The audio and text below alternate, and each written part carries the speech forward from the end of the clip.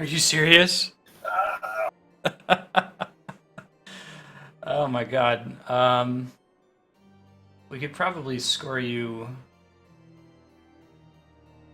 I bet Philip can pick up, or Flaring can pick up another item on the market board. I mean, I got, what do I got? I got 100 Centurios left. I got 260 more tombstones. That helps. You can check for an accessory on the lower tombstones, but I think you're pretty far from it. Hey Sailor, how you doing?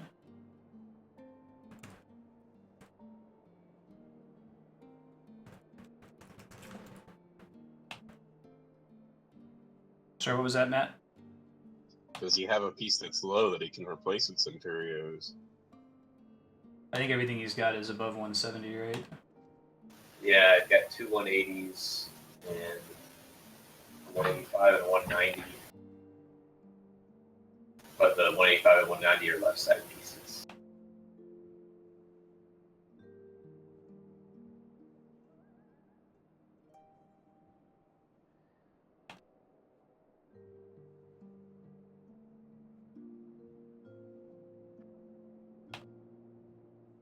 I am typing that stuff right now, Darkstar.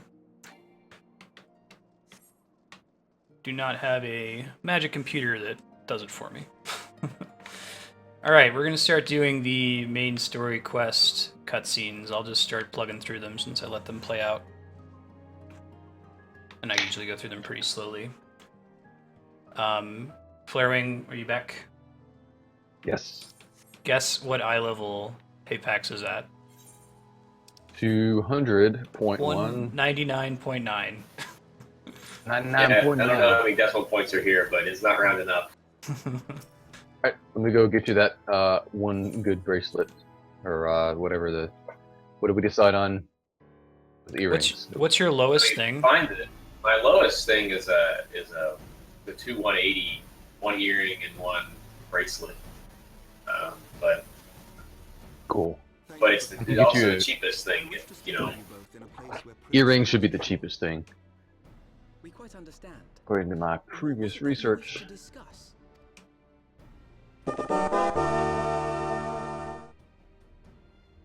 Yeah, we're gonna see if we can get to the containment bay trial today. If we go for 30 minutes and we're not done with the story, we'll just try to pop in Midas instead. Playing for an hour and a half. I got a hard stop at noon Pacific. Cool. Catching up on one of our friends out here missed the last season of Game of Thrones, and we're like, you need to watch all of it and watch the newest stuff like ASAP. Yeah. Because now there's stuff on Jimmy Fallon that's spoiling shit. Can't get away from it. Yeah, that didn't happen, by the way. I'm not going to call it. Yeah, that's very much an R that happened thing. Oh, okay. Jimmy Fallon is exactly the kind of thing that pops up on my YouTube that I would never solicit on my own. So I could legitimately get spoiled from that. So. Gotta watch it, man. I don't think you can make it if you're waiting on the book. Yeah, I think I've decided I'm gonna watch it. I'm trying to get through the last season of The Good Wife, and then I'm gonna start it. But that'll happen quickly. It's a unique thing. Trying to explain to my parents the other day how the difference in a writing talent for adapting a screenplay and a writing talent for an original screenplay, and it's interesting to see the showrunners hop into new territory from material they're already familiar with in another respect. That's a cool thing to think about. That probably happens like exceedingly infrequently, right? I guess that happens in anime pretty often because anime gets ahead of the manga all the time, and they have to write filler. Well, yeah. I mean, everybody knows Full Metal Alchemist. Very famously, even in America, they caught up to the manga storyline, made their own ending, and eventually they went back and redid the anime with the manga original. But a lot of people prefer the first. That happens all the time. Some have even been assaulted in the broom. I wonder if this is gonna, well, I don't know, because King Killer Chronicle just got adapted. I was gonna wonder if they're gonna be more careful about adapting series that are not yet complete. I can't imagine that's a very large concern with any people holding the money. I don't think they're sophisticated enough in adapting properties to make that call. They say, hey, swords and sorcery. We can make money on this. What's not done, we have smart people that can fix that. You know, I think that's probably as much thought as they put into it.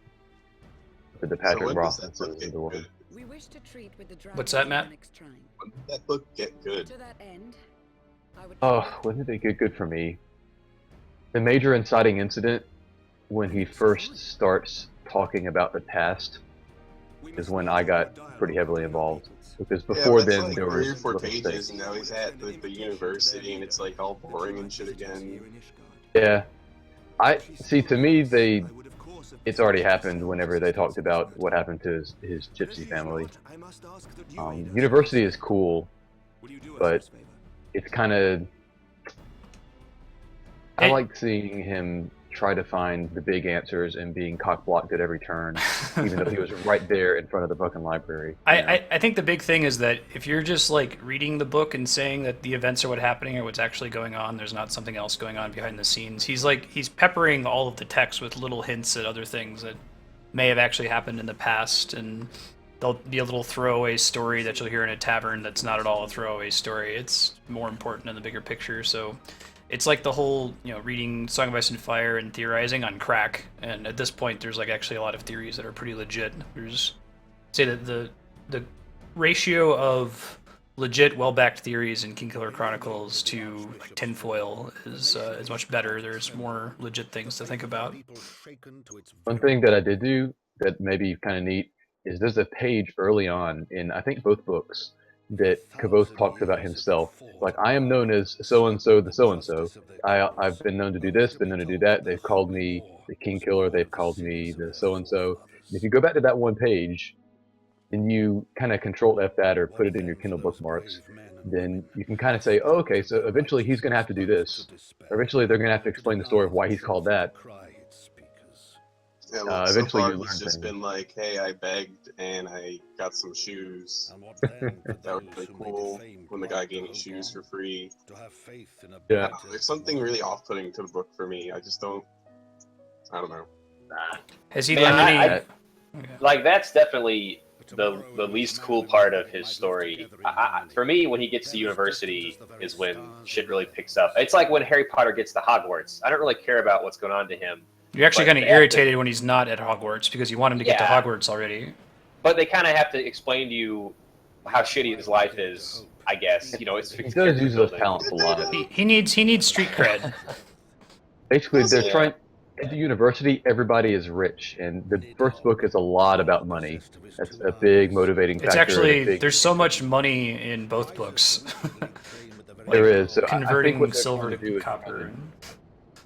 Yeah, they're drawing a super strong contrast, or he's trying to make it an interesting contrast about how he's poor and he's scrappy, and he can't really tell people that he's poor, but he still has to make his own way. And that fact is why he meets a lot of people. That fact is why he makes a lot of particular choices later on. So it's for plot reasons, I think, that he has to be scrappy in the beginning. I would agree that Tarbean's probably the most boring part of the entire series. And with Hapax, that the university is when it gets really interesting, especially all the stuff with sympathy. I think that's really cool. Oh yeah, no doubt. Yeah, I really enjoyed that. It really does feel like adult Harry Potter to me. Not that Harry Potter didn't become kind of adult, but they're still stupefying each other. Whereas I feel like Kavoth really gets some cool shit he can do. The magic system is the best part, Matt. You need to get to that part.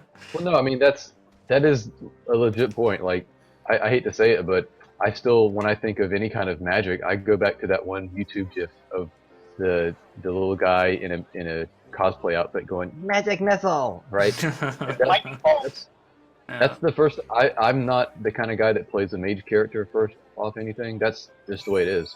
But He's the practically a execution bard, like a D&D bard. They even joke, I He's think, when he absolutely a plays D&D at like PAX. And they did a joke in the last one at PAX Prime where they were like, they showed his character and they put in parentheses basically Quoth. Like, yeah. No, I mean I've noticed that as the book's going on, actually. In the second book, he finds an archer type dude in a small setting and a mercenary type, yeah. But it's not on the nose. It's Mhm. interestingly done. There's some cool stuff that's just like thinking about magic, so that it's a really mild scene. It's not a spoiler or anything. They're talking about like the whole naming power, and they sit him down and they're like, okay, you know, let's take this ball, throw it to your friend. Now let's like work out the math. Let's work out the laws of projectile motion. Let's do the physics to figure out how this works. And they sit there for an hour and they're having a really hard time with figuring out the physics of throwing a ball. And then they like call in a janitor and throw the ball at him and he just catches it. Like, see, that's the whole point. Like, you can't sit here and study naming. You just have this intuition for it. And we can't really understand it in the same way that we can understand sympathy. Sort of comparisons like that are really like, I think they're well written and well derived. It's clever.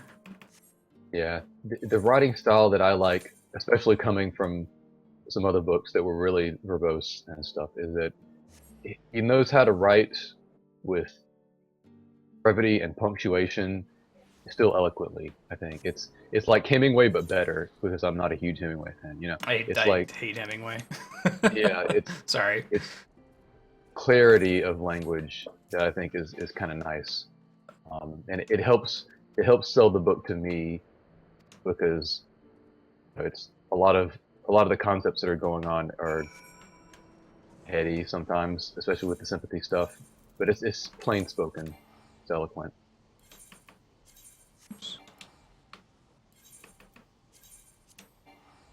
So dragons. Oh really, sir? Yeah. We'll see. I mean, if we're really close, we don't have to... If we're, like, you know, a mission away from being able to do it, we won't just cut it off, but... Isn't it only supposed to take, like, 2 minutes? A couple minutes. Talk to an NPC 3 seconds later.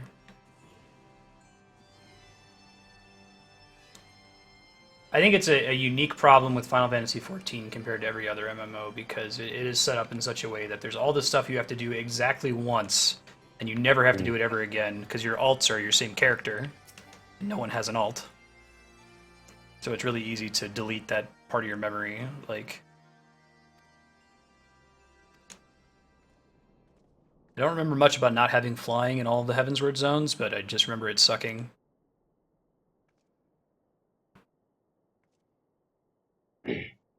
I want to see you guys get to some cutscenes with animation. After having gone through the majority of Uncharted, I want to see what it's like to have a non-motion capture animated cutscene now. They're really well done in that game, and you get used to it really fast. Mm-hmm. See Lucia over here, and clearly no one's mocapping her, but they're still making emotion somehow. I don't know, the cutscenes in this game are amazing. There's no reason for them to put as much polish into them as they have. Every camera cut, like it's really impressive. Yeah, I try to notice that stuff, because you don't need motion capture for it to be good, but a lot of times it's a quick way to get something better. You know, you don't want Bethesda type animation, right? But that's the low end of the spectrum. But you can do a lot without having it. This duty we have to do is crap. Is that a pun? No, it's no, it's really crap. I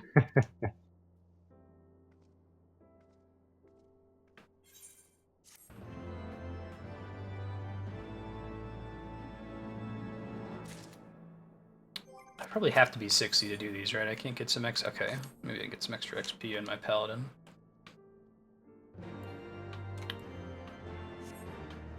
Flying out of Dodge. Idleshire. Close is your paladin to 60? 55. I have no idea what I'm doing though, because I've leveled it exclusively with like marks and daily beast tribe quests. So Sheltron's pretty cool. Yeah. what's Sheltron is just fun. What's the correct? Is it do you Goring Blade and then you just do Rage of Alone until Goring Blade runs out, and then Goring Blade again if you're just doing rando content?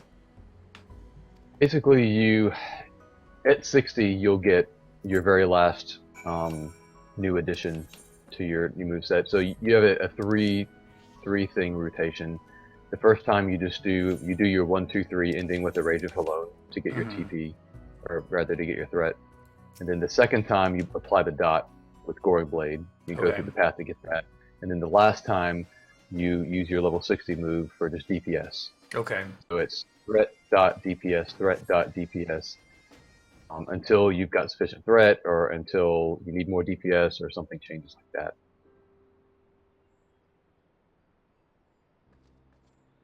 Relatively simple compared to most. Whoa, it's a Catmancer. Not really, I think. I'm terribly What? kept you all waiting. Holy shit. You need not apologize. Was she in this before? Or is this specific mission? I think that she's been mentioned before, hasn't she? They name checked her. Yeah. She's a friend of Minfilia. That's pretty sweet. I like the costume too. It's a nice callback. Yeah. It's like if you actually had that costume in Final Fantasy VI and put it on Realm. Yeah, Probably that's look kind of like perfect. that. You must be the warrior. I forget which job she has that looks like that. Let me look at Final Fantasy V. A pleasure to meet you at last, miss. I thought she'd been mentioned a bunch. Somebody dropped it earlier. And who is that I spy but young Alpha No Levieux himself? Her voice doesn't really match the character. More too in my absence, or are those lifts in your boots? Yeah, what is that? Oh, that's a white mage. Okay, so if she's a white mage, then that's totally appropriate. We, Oh wow, she does have an interesting voice in English. I shall forever be indebted to her for her sage guidance. Yeah, if you look at Kryl on the Final Fantasy wiki and look at the white mage, it's exactly the same costume. That's really cool. Wow. You need to see more of that. It's funny that you go to Kryl for that. Just in Japanese it'd be Kuriru. It's the same thing as Krillin being Kuririn, right? it's a very interesting way to try to Englishify it. In the US, like the fan hack that I played before FF5 got an official release, they named her Kara, which is probably a little bit closer to the sound they were going for. Thank you, Kryl. Elegant, yeah. It looks like the characters call her Kryl. For what? I haven't finished yet. Would you care to attempt a more dexterous deflection? No, I like her voice too. Mayhap we should save this delightful conversation for a more fitting occasion. I was in a party with Lalafell that had like a bunch of bound emotes, but not one of them was panic, and I had to set them straight. You only need one emote. Actually, you don't need any skills on your bar. Just have your entire bar just be the panic emote. Space roll panic. Right, on to more pressing matters. Finding Minfilia and the other missing scions. I gather you have new information to share with us. A new approach, actually. Tataru recounted the tale of your escape, and it gave me an idea. Simply put, assuming Thancred left some manner of trail when you whisked him away, as is almost always the case with teleportation magics, I am confident I can find and follow it. Cool. Then what are you waiting for? The wherewithal to do it. The fact is, my abilities aren't quite up to the task. Not in themselves, anyway. Then let us all call on her forthwith. With.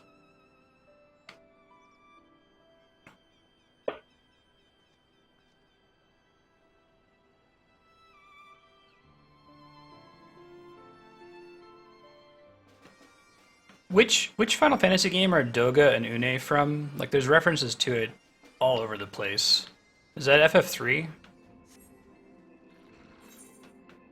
The reference in 9 too, like the sea, like Une's mirror, Doga's artifact, or something like that. Try hard edgy or K-pop girly. Yeah, there's not much in between. Trying to think of like what are the Final Fantasy elements that get referenced in a lot of games that I don't catch. I think those are really the two. And I played Final Fantasy 2 exactly once, and 3 80% of the way through. I don't think I actually finished it. There was an Emperor of Palamecia, and I grinded by sitting in the first zone and using fire over and over again to get fire up. Because of the way their level up system worked. They're from 3? Gotcha, sir. be frank, I don't remember a ton from 1 either. We rented 1, if I remember correctly, but we didn't spend a ton of time on it. I didn't ever beat it until the Origins for PlayStation came out. Yeah, I think that's a better version anyway. 1 is pretty tough to go back to. It hasn't aged very well. The very thing, I mean, and it's kind of simple, but when an enemy dies and someone was meant to attack it, it transitions to a new target automatically. That makes the game feel so much better in the remakes, as opposed to your attack just failing if the enemy has already been deaded. Right. Right. That was always very frustrating. That's probably the biggest problem with the original release of the game. The speedrunners actually prefer the Origins for some other reasons related to that. And the fact that there's you remember how when you were on the boat, you could play that little sliding puzzle game, little mini game? I don't know if you guys ever noticed that. But, it's one of those where there's a 4x4 grid of puzzle pieces and one's missing and you can slide them around until you make the picture complete again. Well, anyways, if you do it, you can get like a 1 in 16 chance of a really good item. Usually you just get money, but there's some incentive to do it in the speedrun. But it's super unlikely, so it's kind of like a Hail Mary if you're behind. They'll do races where they beat Final Fantasy 1 in like an hour and a half or something. And if you're behind at that point, you go for the puzzle trick. It gets kind of intense. Can they manipulate it at all, or is it really 1 in 16? They're looking into it. Right now the answer is no, but there's some guys that are trying to figure out a way. Yeah, I'm always impressed with how much they can put into the routing for that. The route step, they call it. It's how they literally from the beginning of the game, they'll start the RNG on a certain seed, and the seed for most Final Fantasy games changes with every tile that you move. And so they'll literally make the exact up, down, left, right, whatever press throughout the entire game to get to the one point in the game 5 hours in where they need the RNG to be a certain value. That's pretty crazy. It's always impressive to see. Yeah, and like they know you can get on rolls where you figure out, for example, when you get attacked by which group of enemies and how much damage they crit you for to figure out if you're on the right sequence. Yeah, it's pretty cool. That's fundamentally how the slots trick works in 6 too, right? Like they know that the RNG becomes a certain value in every battle if you use an echo screen, such that you'll always get the right slots to do an instant death. That's crazy. Right. And some other steps to it, but it's kind of fun that they figured that out. I think that's cool, Chaos Factor. Like you say, Chaos is good at sliding block puzzles. There are certain puzzles that just don't work with my brain that are the only way I can solve them is to brute force them. Like I'm really good at ice block puzzles, and I love seeing them in games. But those sliding block ones where you can only push each block like one direction, you have 1 degree of freedom, they destroy me. I just have to sit there and brute force them forever. Funny, in Uncharted, there's actually there's a puzzle that has a lot of combinations, and you can try a bunch of stuff or you can solve the puzzle. And if you quit out after you tried a few combinations, Nathan will actually name check. He's like, too many permutations, right? So, I just thought that was kind of funny because that's exactly what was going through my head. I was like, yeah, I could try all these. But... You guys are like Rubik's Cubes, Chaos Factor? I don't have the intuition for Rubik's Cube either. I could sit down and try to figure it out.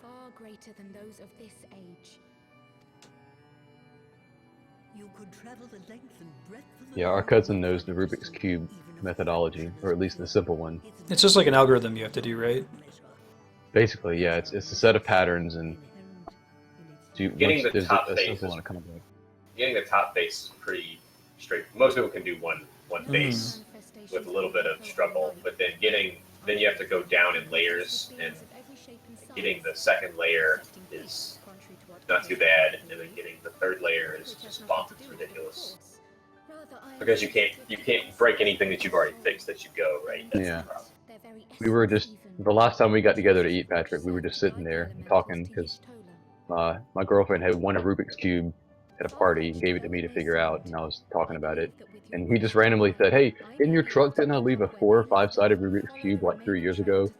And never figured it out. And he just went and got it from his car, and over the course of about 20 minutes, figured out how to solve it, just having not done it in like 3 years. So there's definitely a fun methodology to it. Well, the poor sod's not going to find himself. The Kryl is like, she has the Echo too, and she's super good at sensing spirits and shit. Did I follow that correctly? Thank you, Master Matoya. Because at this point they have to find external reasons for us to find characters really cool, like the cast of characters that join us, NPCs. I think she's basically trying to take Minfilia's role while Minfilia's not here. Gotcha. A lot of her ability. I like her much better than Minfilia. Not just I for do the too. voice acting, Yeah. but...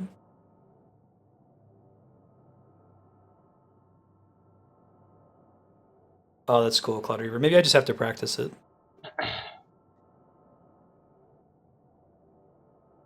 From the Black Shroud, the trail continues to the north and west, towards a mountain, the foot of Som Al. It was a near thing, but he was not deposited within the rock. Someone needs to make a game that's just a bunch of ice block puzzles. That would be hell for some people. What was that game we used to play on like high school computers, Patrick? The ice game? Icy Tower? Tower, yeah. Icy Tower was the shit. Like ice physics game. Yeah. That was one of those games that was a flash game for apps for flash games.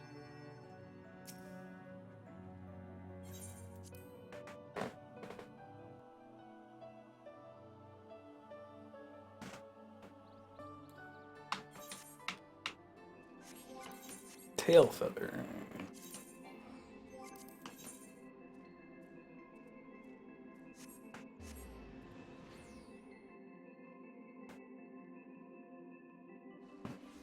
How long is a turn or like a one of the levels of Midas? Is it as long as Gordius, like 10 minutes? Yeah. Exactly the same length as Gordius for everything. Okay, so we can knock out one or two of those if nothing else, if this runs really long. Sure. Or whatever.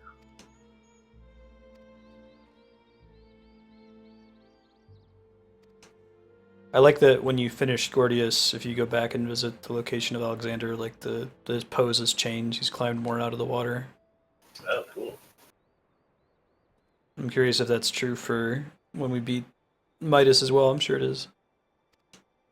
Phasing is such a cool, like, game-changing mechanic.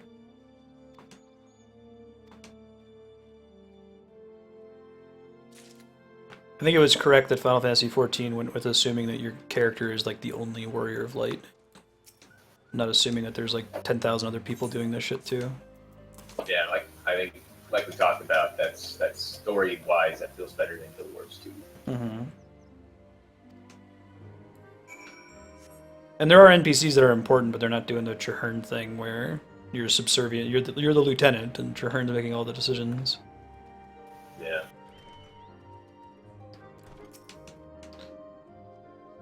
Apex and I thought we were so clever making new characters in that game. Like, let's do a race-class combination that's totally weird. Let's go with, like, Sylvari Necromancer and Sylvari Engineer, and then, like, those are the two most important characters in the game. Yeah. NPCs.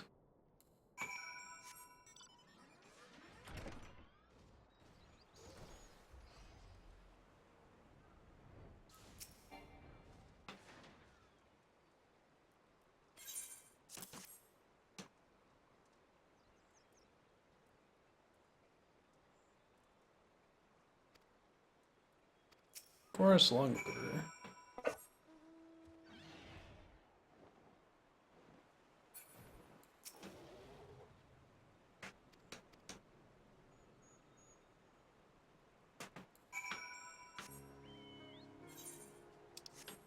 Smoldering Wastes. Oh, I see. It's just no use there.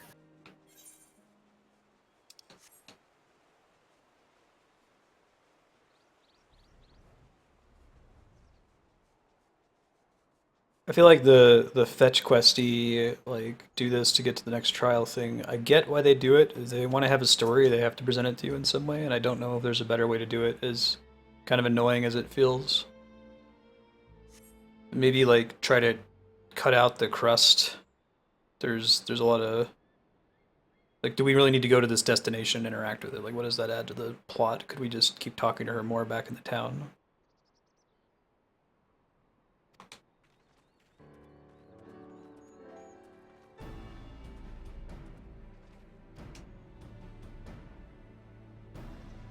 I think it's true that your MMO story, you want to limit the length of your cutscenes. You don't want to have 30 minutes, 30 minutes, 30 minutes, but the shorter you make them, the less you can convey.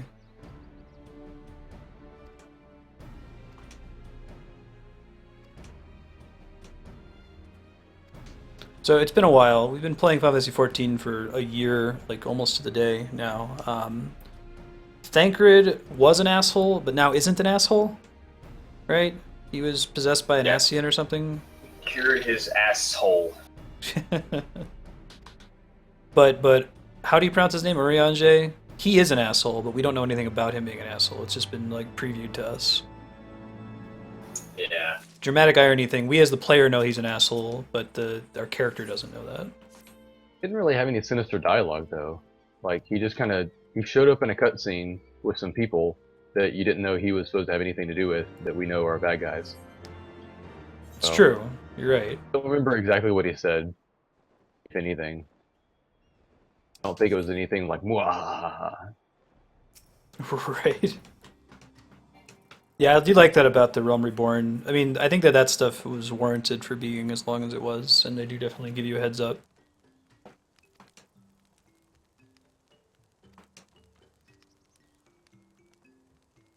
Hard for me to criticize MMO story because I still haven't seen someone do it better than this game. I know there's a better way to do it, but it's not always clear to me. I would love to play a Souls MMO that has a story presentation similar to the way the Souls games works, where there's never in your face. Like, you can inspect stuff every now and then, but pretty much you just stumble on shit and wonder what's up with that. If only the netcode be improved. Mm-hmm. Like that's it's a little too precise. Yeah. People get used to it for PvP purposes, but there's always people concerned about phantom ranges of weapons and. Right. A lot of times you'll feel an attack, your blood will spurt out from you, but your HP won't go down because your game registered a hit, but his game didn't. So you got feedback, but nothing happened. Who said this is going to take 15 minutes? Not joking. This duty I'm in, I've been skipping the cutscenes. I had to do it twice because it's stupid, but even with skipping the cutscenes and like just clicking through the dialogue, this alone has taken more than 15 minutes. Yeah. For all I know, they could be talking about sausage pizza. That's how little I've been paying attention.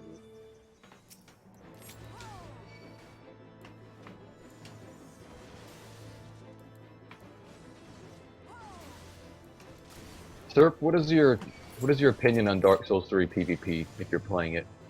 Oh, he was doing that all last night. Oh. See, to me it is Gank Squad Central in this game, for whatever reason, but I feel like I actually enjoy that type of PvP more. No, it's also very, very unfair. But, I'm not sure you guys care about a 15-minute argument on that, but Oh, I'm excited I actually enjoyed the. I'm not a PvP person at all. I'm very PvE, and I actually had fun with PvP in Dark Souls 1. Yeah. No, I mean, if they've made it very easy to summon help in the game, and generally, as a new player, sometimes you summon help to get through an area, but some people do it to make gank squads for invaders. So, as an invader, you're a red. You're going to go kill the host by invading them. Okay. You expect one-on-one. Maybe if they get lucky, they're part of a covenant that auto-summons another dude to help them out when you invade. Okay, maybe 2-on-1. But what happens is people will knowingly get in an invade-heavy area and then summon like 3 different pieces of help and just sit there waiting for a single invader to come, and then they 3-on-1 him as soon as he jumps in. What? That's the gank squad in action.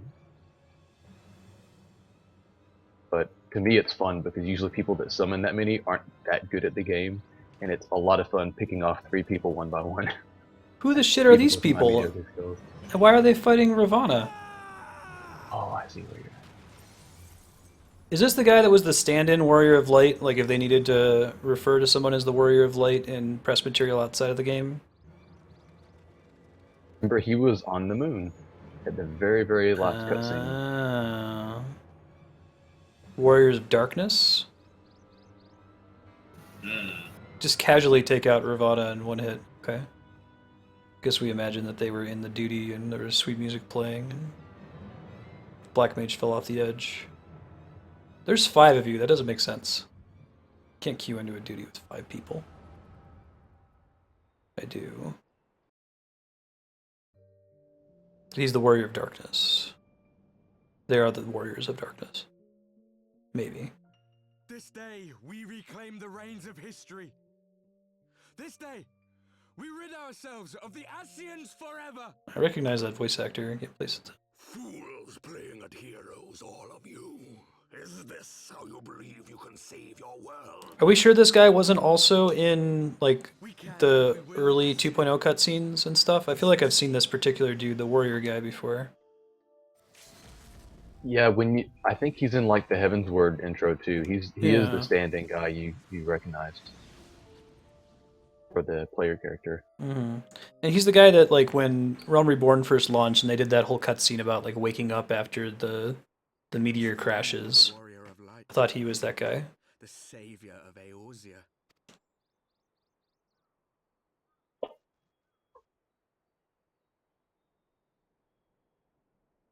It's a wonder you didn't come sooner. What with the primal and all. Lost a step, have we? Have care. The ether moves Yeah, he's strangely the around him. guy who doesn't have It would an seem we effeminate share a common mustache, but enemy. seems like he should. Perhaps you will tell us who you are.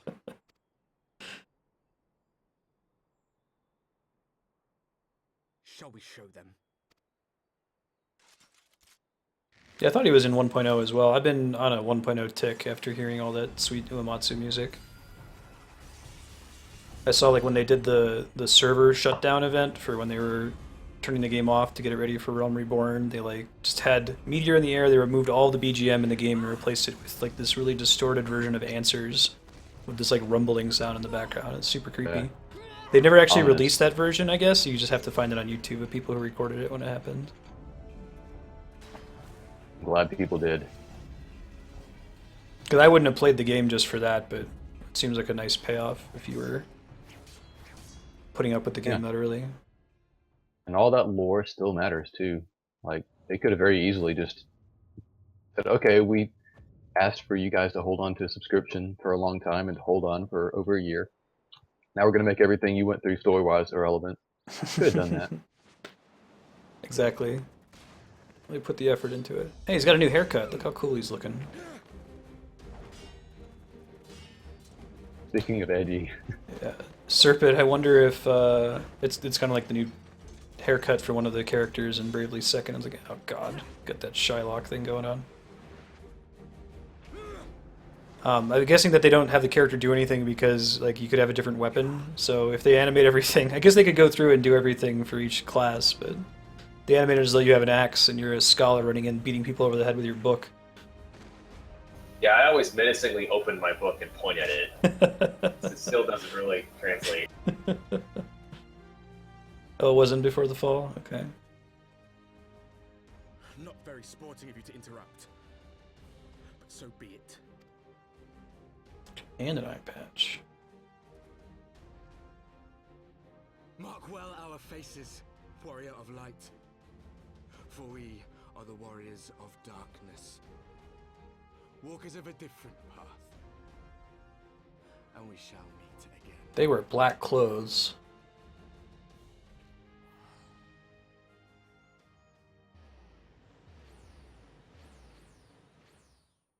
The Cortana Paladin sword. I hated the model for that. Warriors of Darkness. Really? Kryl. Really?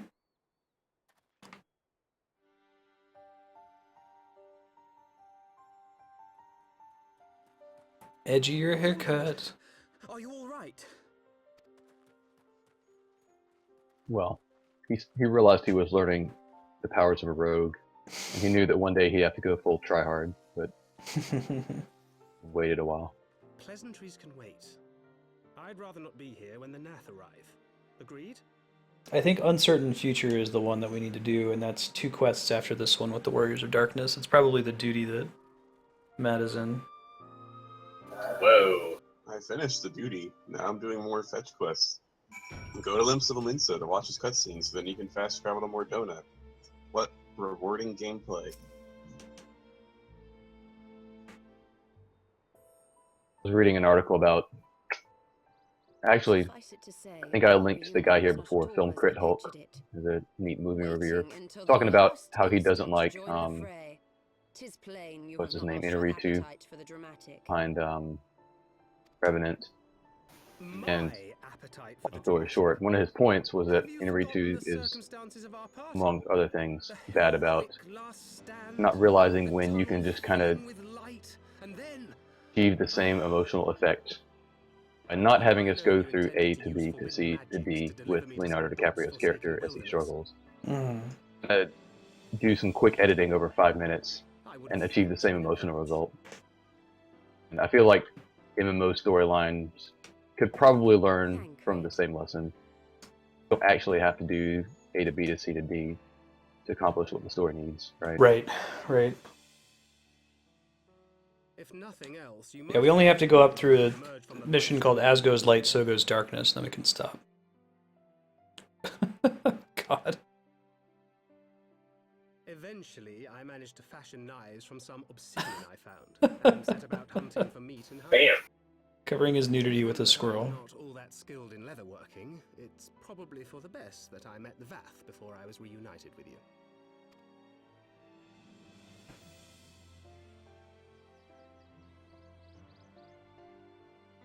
So you were the fleshling clothed in skins of whom the story... My show we have to do little slow, a little late, Dreams of the Lost, and then it's against the Dying of the Light after that. A description which fit me as ill as the skins themselves. Happily, I was able to trade with the Vath for garments better becoming a man of refinement. From Let me drop off this earring for you, Patrick. Where you at?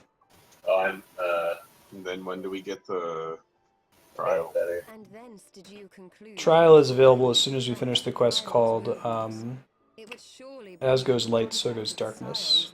But is it off the main story quest, or is it just the side quest that pops up? It's a side quest that becomes available once you finish that one. It's in the Rising Stones or whatever in Mordona. You might actually be further along the main story than is necessary. Ah, yes. I'll keep clicking through bullshit just to get it done. Tis only fitting that they stand in opposition to the I think warrior of the light. goal was to get through 3.1 story, and there's like a story up to 3.4, 5, I think now. So you may have, like, you may be clicking a while. Actually, Against the Dying of the Light is a Dylan Thomas, a Welsh poet reference. I only know it because of his name. Rage, Against the Dying of the Light. Heavily featured in Interstellar. Yeah, I was like, oh, I know that one. That's the one that I know. There are a lot of Gurm references in this game, too. I name drop Boiled Leather, Must Needs.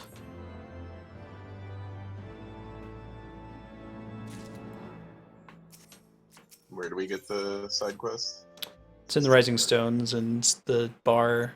Remember we went to talk to the NPC there and she didn't have the right quest. I'll look up the name of it real quick.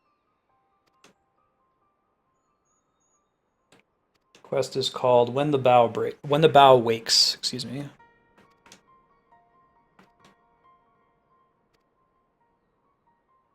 He did. Koji Fox is a fan. There's a bunch of fate names that are like, I think you fight like a, they refer to something as the mountain that rides.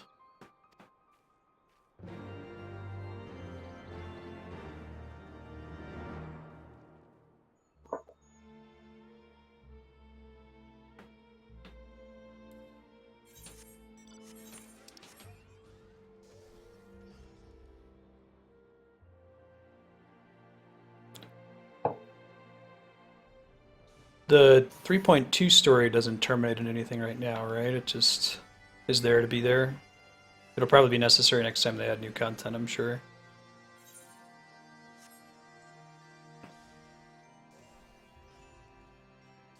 heading to Foundation. Early. So.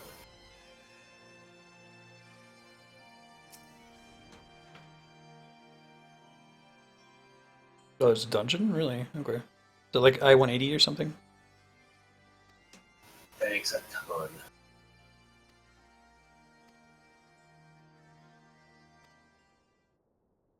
We're starting to just fight Ravana out there in the middle of the field. He just popped.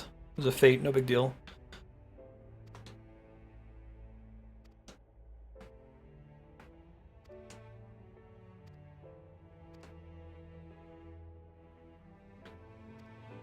I think there's an I-180 requirement to get in.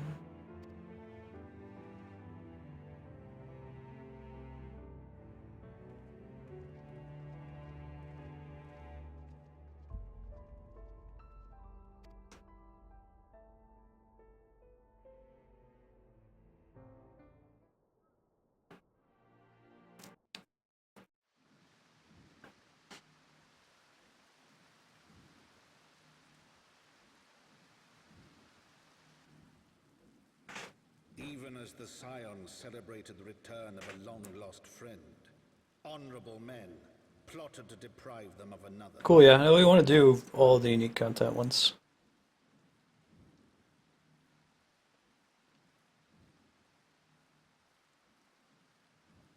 Zell-looking motherfucker over here. Honorable men, to whom Sir Emmerich was no hero, but a scheming patricide.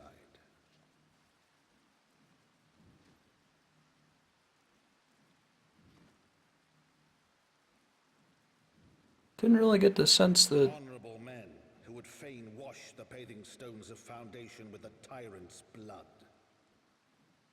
Hey, that's a bummer. Honorable men whose knife in the dark was the spark which set the city aflame, and who sang as it burned. For the watch.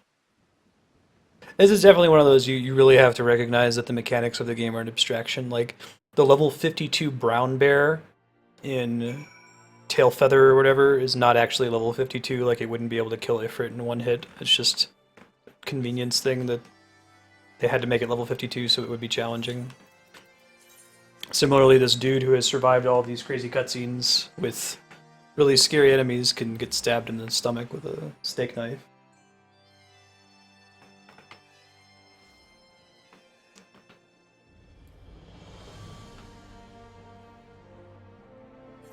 That's been a problem in World of Warcraft for a while, like the constantly escalating threat.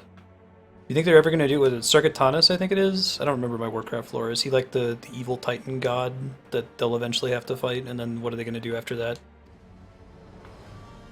Oh, well, I don't know. I know that... Can bring back some old god stuff. That's true, yeah.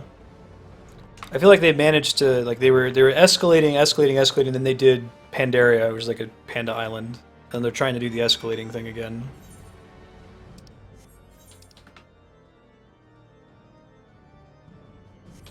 What's that building? Is that the Forgotten Knight?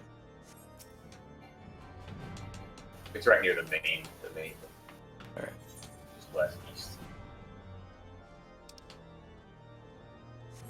Faster, just run there. Sargeras, that's it. Sargatanas is like an actual real-world demon, I think. Oh, they ended up going with old gods in Pandaria? Oh, cool. I thought that they were like scaling back the threat escalation.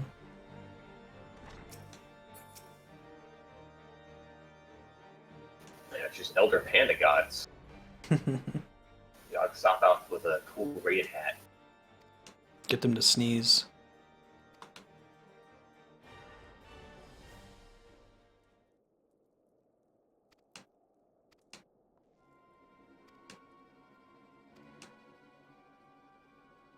I like her design too. Hilda.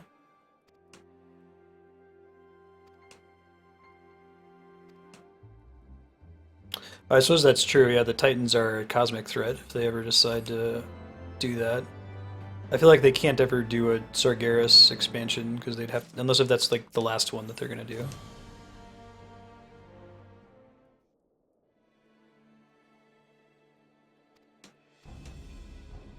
It feels like 14 could go on indefinitely, just basically by having all the primals be comparably powered. It doesn't feel like they have to be escalating all the time. And they still have a pretty nice backlog.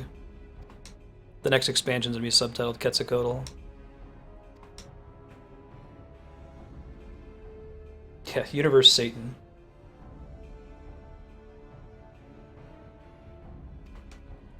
I think the last boss of Final Fantasy XIV is Quina. If they ever reference, It would be in someone. Hildebrand. The Queen of Fight in Hildebrand could be funny, like she eats your party members and learns your abilities. I'm still holding out for a Phantom Train Hildebrand quest. My least favorite blue mage in this series, I think. Queena, yeah. I didn't even know they added that to Steam the other day. It's like $20 though.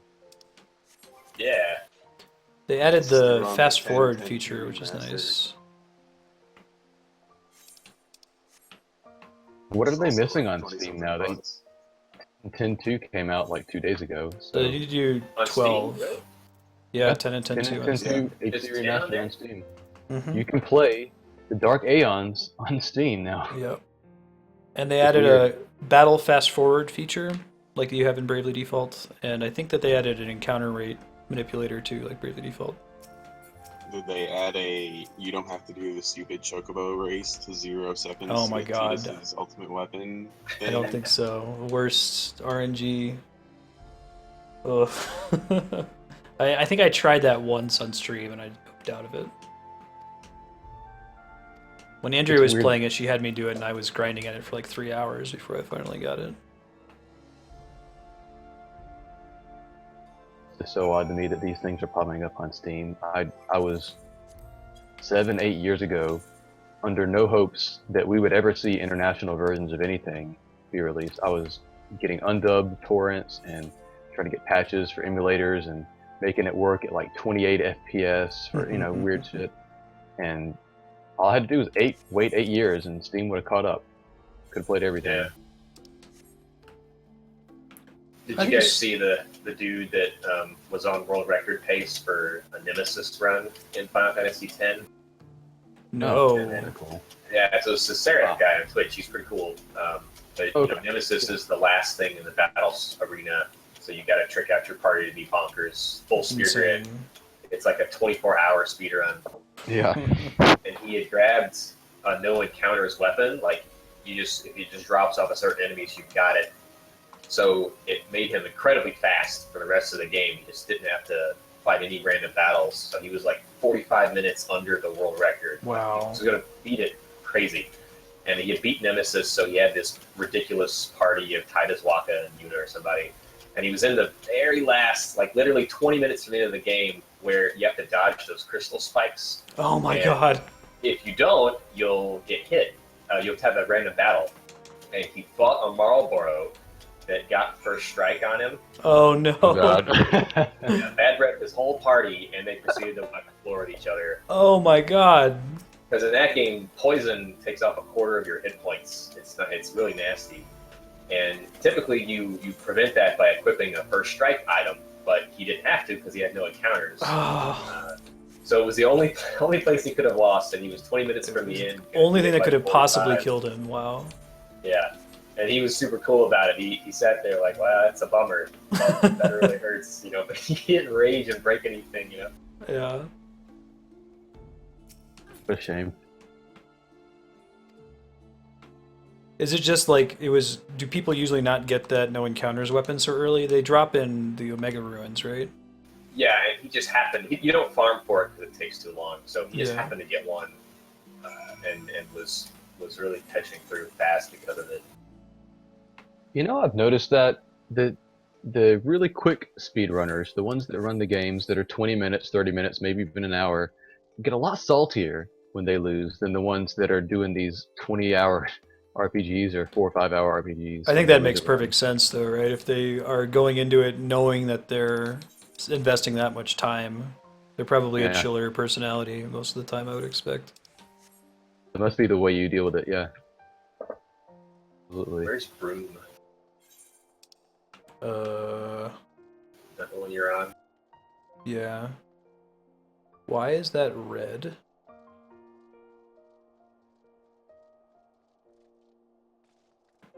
I'm looking. Thought the broom was a little alleyway, maybe. Yeah, I see him. Frey. You gotta go down to the bottom. Yeah, I just got to him. The red thing is Dark Knight. We're fine.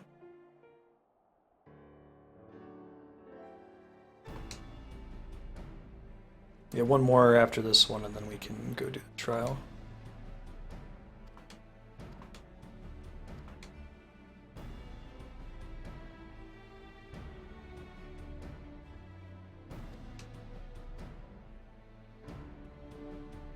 The 3.2 story, I might just record myself watching it offline and then like append it to whenever we have to do 3.2 content. If you guys wanted to do that offline sometime without getting up at 10 in the morning to run through these. I already unlocked the anti-tower now, so... Oh, you're already at the end of 3.2? Okay, well I'll take care of that, or I'll like start streaming 45 minutes early or something to do it. This has been a problem all throughout the Final Fantasy XIV playthrough, though, of sheep shearing, Titan fight, sheep shearing, Garuda fight, so on. Oh, what's the time on Bravely Default? I've got my hard stop for Game of Thrones. Maybe I'll watch the VOD.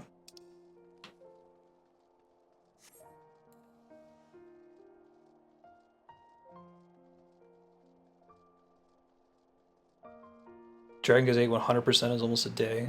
Yeah, that game is pretty crazy. Andrew just beat it recently. Dragon Age.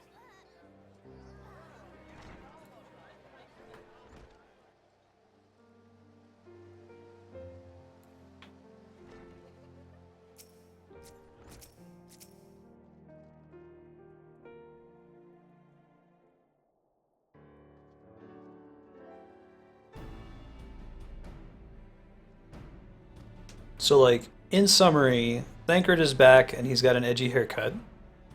And Kryl is a pretty cool character and she's dressed like she was in Final Fantasy V. And the Warriors of Darkness are assholes. Am I missing anything really important from the 3.1 story other than those 3 bullet points?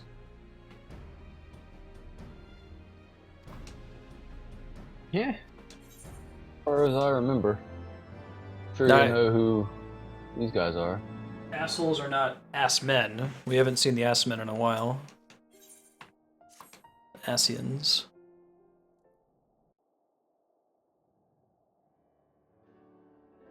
Thancred can't use ether anymore. He's just a regular cool ninja guy. With squirrel buddies. Oh yeah, Commander guy got shanked. Did he die from that, Emmerich? No, I'd say he'd be okay. Okay.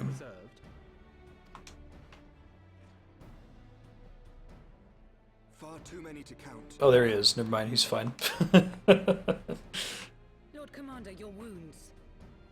Angelo from Dragon Quest VIII. Are healing well. And what's his nuts from Alvin, Xenoblade Chronicles. Time is of the essence. Lest we forget, these men would sooner put their own city to the torch than see it change. When our enemies learn that we have apprehended their arsonist, there is no telling how they will react.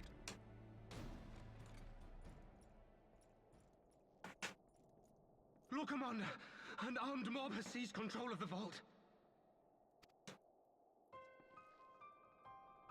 And now we know.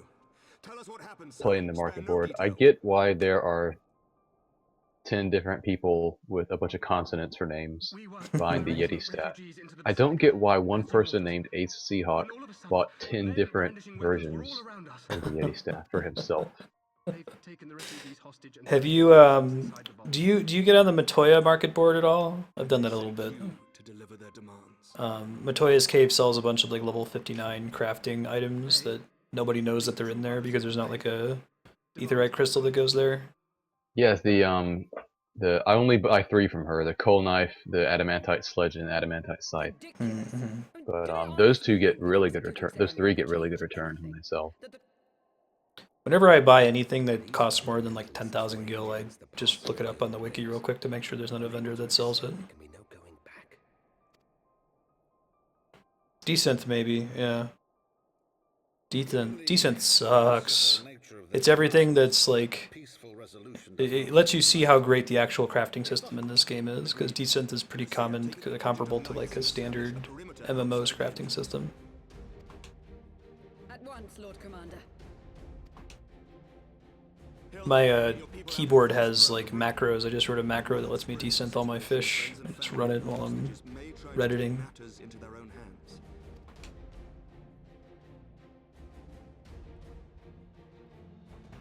I shall lead the assault on the vault. Assault on the vault? Of course.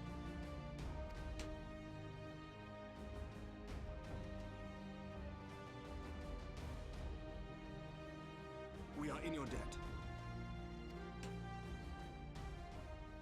I shall join you as well, Lord Commander.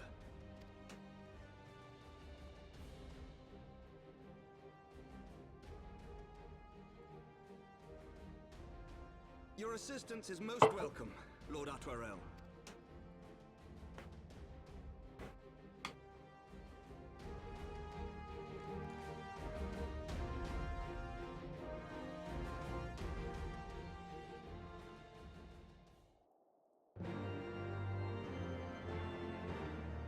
Alright, so I think this, I'm gonna guess this is the duty.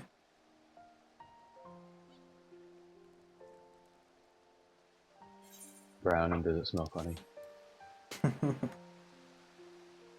If you're When Andrea's you do the duty and you get to a point where you're in a ring and Hot Pocket, whatever brother guy, is fighting some dude and you can't click on anyone, it's because they want you to go somewhere else and do something else. Which wasn't immediately obvious to me, because to me, I see a fight going on and I figure I should be part of this fight. Yeah. Thanks for the tip.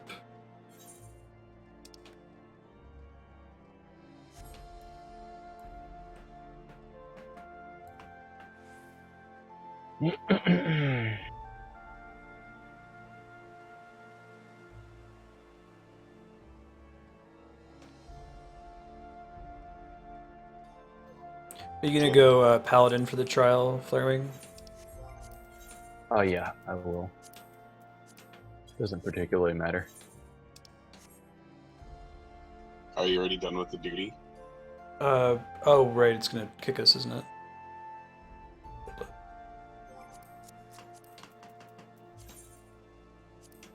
Just disband and put it back together. Yeah, that's why I left. Wasn't sure this one was actually a duty or not.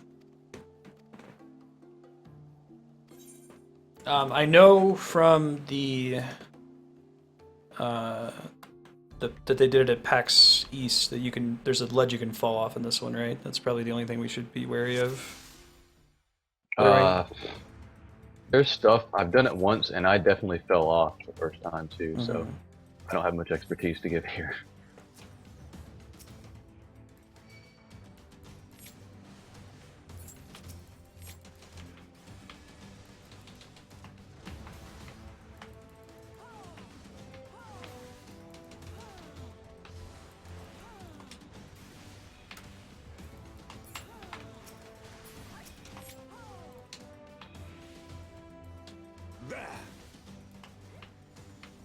Turn that on.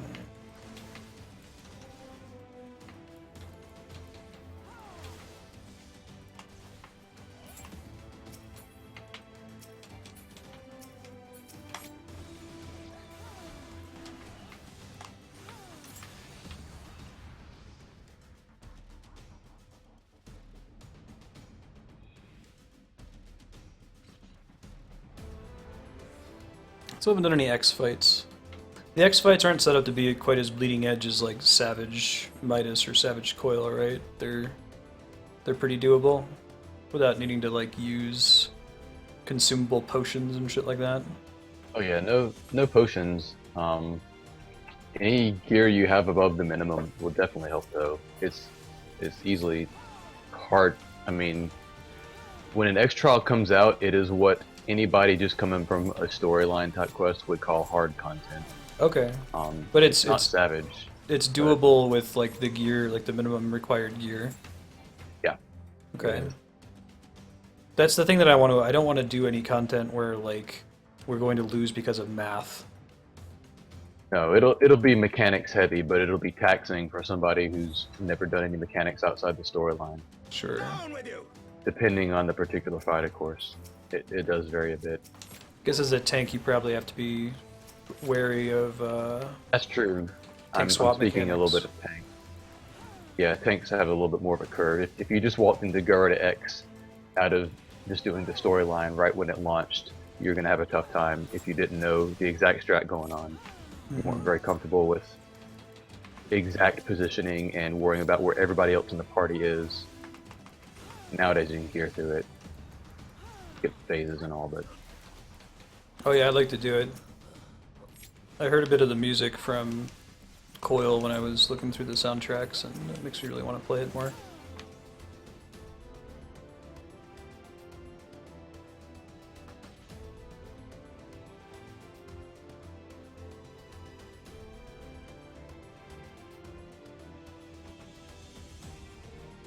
I see what you mean about this duty.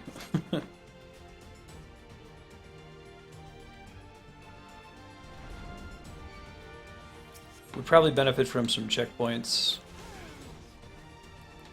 Everything benefits from checkpoints, though.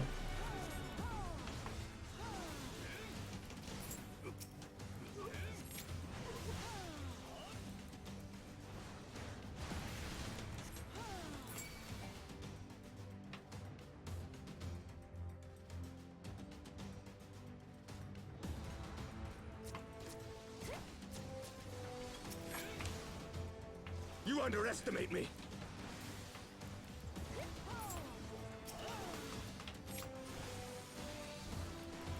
I don't know, we were talking about it earlier, Dark Start. Our intention is still to not remove the challenge for ourselves, if that's at all a possibility, I think. Yeah. I guess we can't queue then, though. We have to find people Yeah, in we'd the have to party wait. finder, right? So we'll probably try to remove... I guess we'll try to do it without having us sit on stream doing nothing for 4 hours. Yeah. Oh, and the plan wouldn't be to do all of it in one go. It would be to break it up. I really like that about the raids in Final Fantasy XIV. I wish like more MMOs would take from that idea of like basically, you know, Nex Ramos is 12 interesting fights. Why don't we make 12 mini dungeons that are just those fights with no trash? Yeah. Because it was always the problem of, you know, if you end up wiping on a fight a whole bunch of times, you can't just quit out of the dungeon if you got to go do something. Right. Okay, that's supposed to be the part that... Tier 9 is not going to be easy no matter what you do, just because of the mechanics. But for instance, healers probably have a ton easier time on just about any content, even Tier 9 though. For virtue of the fact that DPS isn't something they have to worry about nearly as much. Thank you for the tip, Matt. I totally would not have known to go do this. I guess they tell you, like, go help him, but... Well, but then they also scream at you that, oh, he needs help in this fight. Yeah, right?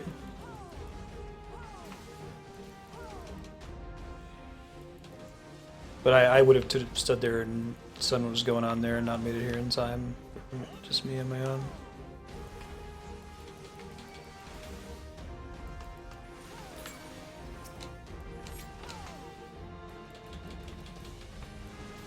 I missed much spiky, just story mode so Yeah, far. just story. We're probably just going to do the trial. Maybe, hopefully finish the trial. Next time we do story, I'll try to record it offline and append it to the file, so we're not doing this live. Hate being told a narrative. Kinslayer.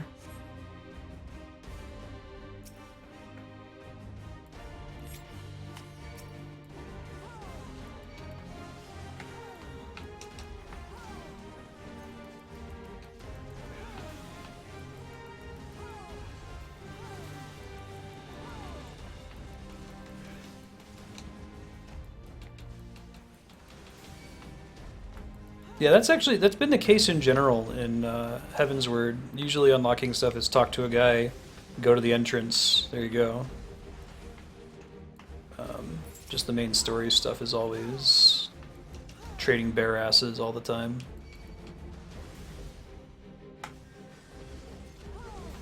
Oh, it's a cool technique. I like the recurring motifs in a soundtrack. You get like FF9, I forget the name of the main theme of FF9, but it's in like so many different songs there.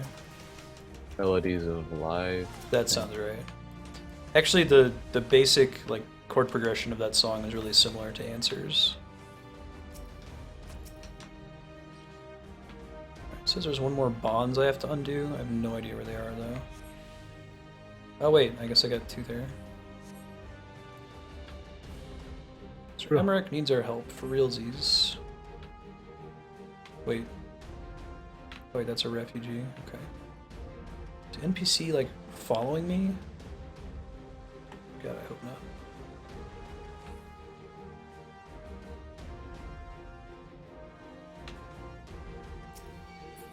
Aha! Holy shit, he's not looking good. This would probably be the shittiest as a tank, because if you're a healer you can heal Emmerich, and if you're a tank you can pull everything, or as DPS I mean. This knight does not yield. I can rip everything off of him.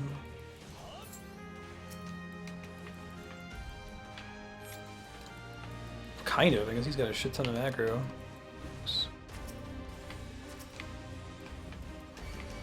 Should kill these ads as soon as possible.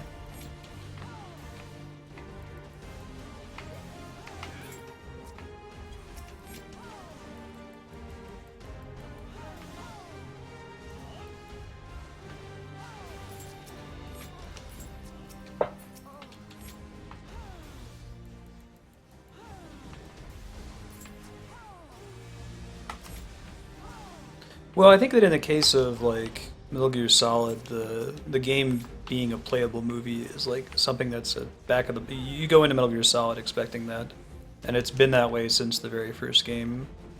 But I don't think MMOs having so much like fetch quests to me aren't the same as long, goofy cutscenes and codec calls. You can't even like tune them out, you know. Skipping them isn't an option like it is in MGS. You can skip all the cutscenes and all the codec calls in Metal Gear Solid, and a 30-hour game becomes a 2-hour game. Like you still have to physically run to deliver the bare asses or whatever in Final Fantasy XIV. And it's such different content from like the dungeons and the trials that it unlocks. It's almost weird that they're coupled in the first place. No, don't you remember when Snake had to go shear sheep? Harvest honey.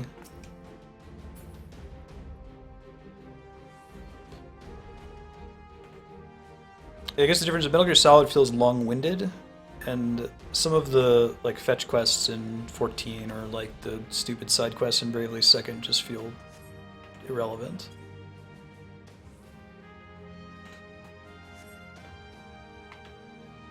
I don't know. I would significantly pare down the quest base. Like if there's a story that they want to get across, they can communicate it in much fewer words and much fewer scenes. Things where you have to like go and kill 2. There was a quest we had to do a couple minutes ago where we had to kill 2 Nath steel drones or something. Like who cares? That isn't relevant to the story. The cool cutscene with Ravana and the Warriors of the Dark, yeah, all day. Let's look at that. This duty is actually pretty cool too. It just feels like it's about 4 times longer than it really needs to be. And it makes it dilutes the story because then you don't know when to pay attention. Like, if 80% of the time you're shearing sheep and delivering honey, you know, you might start skipping the cutscenes and miss out on the cool thing with the Warriors of Darkness and Thancred being a badass ninja and Kryl showing up and all that stuff. The blasphemer who throws wide the gates to our enemy, who breaks bread with him and calls him brother. Is it godly to spill the blood of an innocent child? To burn the homes of your brothers? Tell me, priest, is that godly? Yes. Speak to me of godliness, heathen. Your father's blood is on your hands, as is hers. Wow. Facial animation of this guy is impressive. Whoa. Jaime Lannister.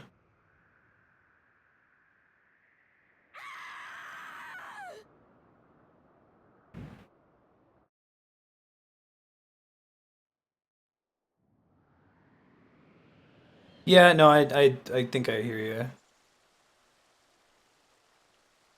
Got me. That actually results in a different kind of problem. You have the games that always feel like they have to start with this really exciting thing, and there can't ever be like breaks to tell a story. A game like Pillars of Eternity wouldn't work in that, because Pillars of Eternity is all about immersion and long dialogue and story, story, story, story, small bit of mechanics, story, story, story, story, story, and so on. It doesn't feel like the story in Pillars is meandering, if that makes sense.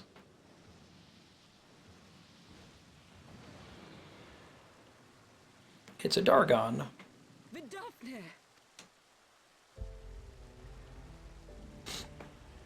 Did you clear the duty, Apex? Yeah, I'm in the same cutscene you are now. Okay, perfect. Well met, knight. Mayhap I chose an inopportune moment. I'm pretty sure that girl would still be dead, by the way. Not at all. Yeah, how do physics work with that? Pointy and hard. Fortune delivered the child unto me. I had but to receive her. Thank you for saving me. Thou art welcome, child.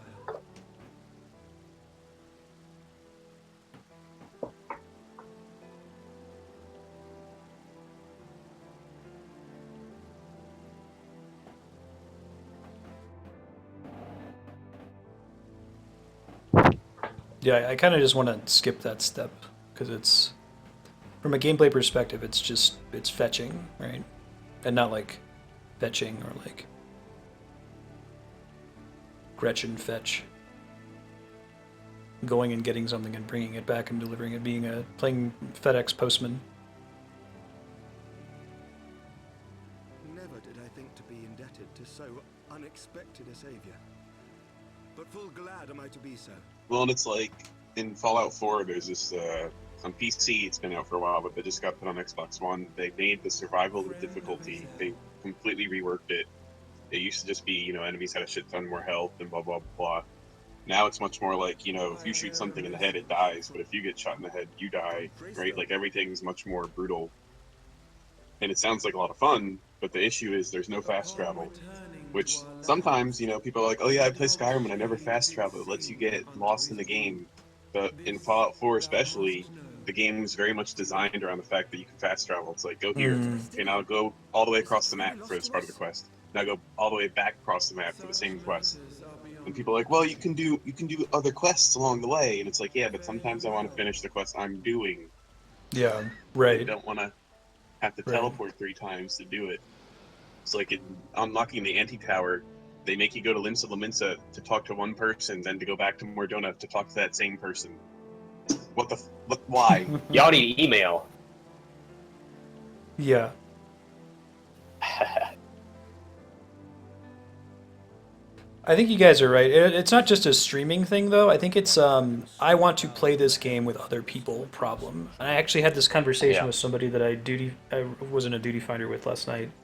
That they're playing with 2 other friends and they're not streaming it, but they can only get on at the same time every so often. And it's a bummer if everybody has to basically go and do this by themselves while they're online together. Maybe they can pop in Discord and talk to each other while it's going on like we're doing.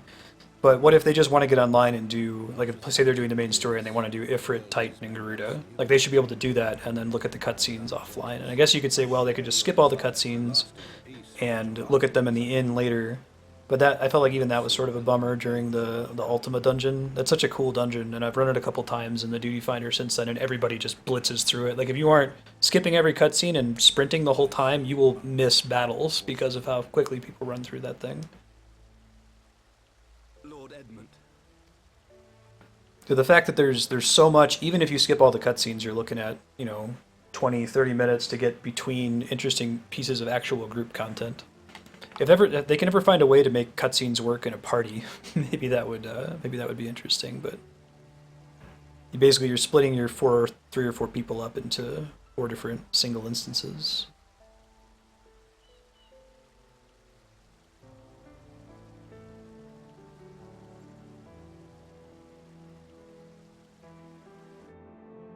This is kind of why my girlfriend thinks I don't have good taste in movies.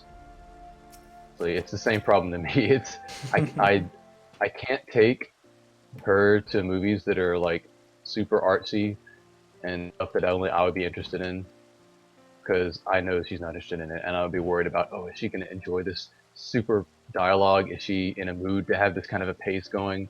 And so I only ask her to go to like Marvel Civil War or Batman, and she doesn't want to see those either. But because I suggest those, that's what she thinks my interest in movies is. It's just the popular blockbuster. Right. And I'm like, well. So anyway, that relates to this just by the fact of, like, how do you enjoy a quality storyline trying to do group content, right? Yeah. Like, how can I sit here and focus on Cody Fox's very nice dialogue when that's not what I'm trying to do right now? I'm trying to quest. Right. I'm trying to that's exactly the problem, and I think that's where the D&D comparison fails, because yeah, D&D has context and it's fun, but the context leading up to the dungeon is cooperative. Your whole party gets to participate in the conversation. Everybody can talk to the DM or the NPCs. You can riff off each other. But this is basically taking what's supposed to be a multiplayer experience and splitting it into 4 like parallel single-player experiences. And you could say, well, just make sure you do all the questing stuff on your own before you get together to play and do the actual multiplayer content. But that only works to a point. Like, you can prepare, in the earlier example, you can do all the cutscenes up to Ifrit, but if you want to do Titan right after with that same group, now everyone has to get in this like parallel single-player regime. I think it's just kind of an issue with 14 in general, that there's not a lot of thought in the main story quest to what about people who are trying to play this as a group. It kind of assumes that you're progressing through the game by yourself, and then whenever you get to group content, you're duty findering with randos, which works really well. It's cool that that's even available, because there have been MMOs in the past, like early WoW, you pretty much had to go out and manually find people to run stuff with you. There was no duty finder equivalent. Fit for a true knight. An expression of our gratitude to you and yours. I'm trying to think if maybe there's a manga or a comic comparison here. But this really is a WoW thing too, isn't it? It's just how MMOs work. Yeah. It might be that there's not a solution. It would be nice to divorce it a little bit more, like make it so that you can run the content without having done the story. Maybe there's a penalty for doing that, or there's a bonus for doing the story too, because I want to see the story. It's cool. I just don't know how you do it. To be fair, it's actually something that Final Fantasy is a little worse about compared to, say, WoW, where there are not lots of cutscenes in WoW. Everything is done in world, and you can kind of just stumble upon someone having a conversation with an NPC, but it's not a cutscene, Right. So there's more depth involved if you do it this way, but it is, I think maybe this is a unique Final Fantasy MMO problem because of the way they're telling the story. I agree. No, you're right, because you pretty much, there's no like big long quest to get into Naxxramas. You just go into Naxxramas and then you figure out the story because the bosses are talking to you and stuff during it, right?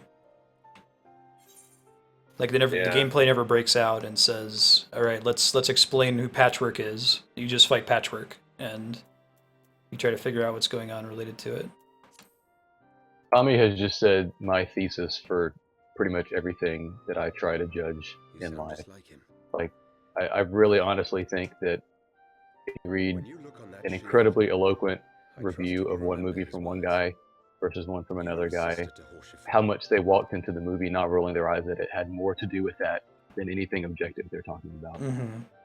You have to be open to wanting to like something in order to have even a chance of liking it. Sometimes that means you paper over some faults with your own benevolence. I think more often than not, you enjoy things more that way.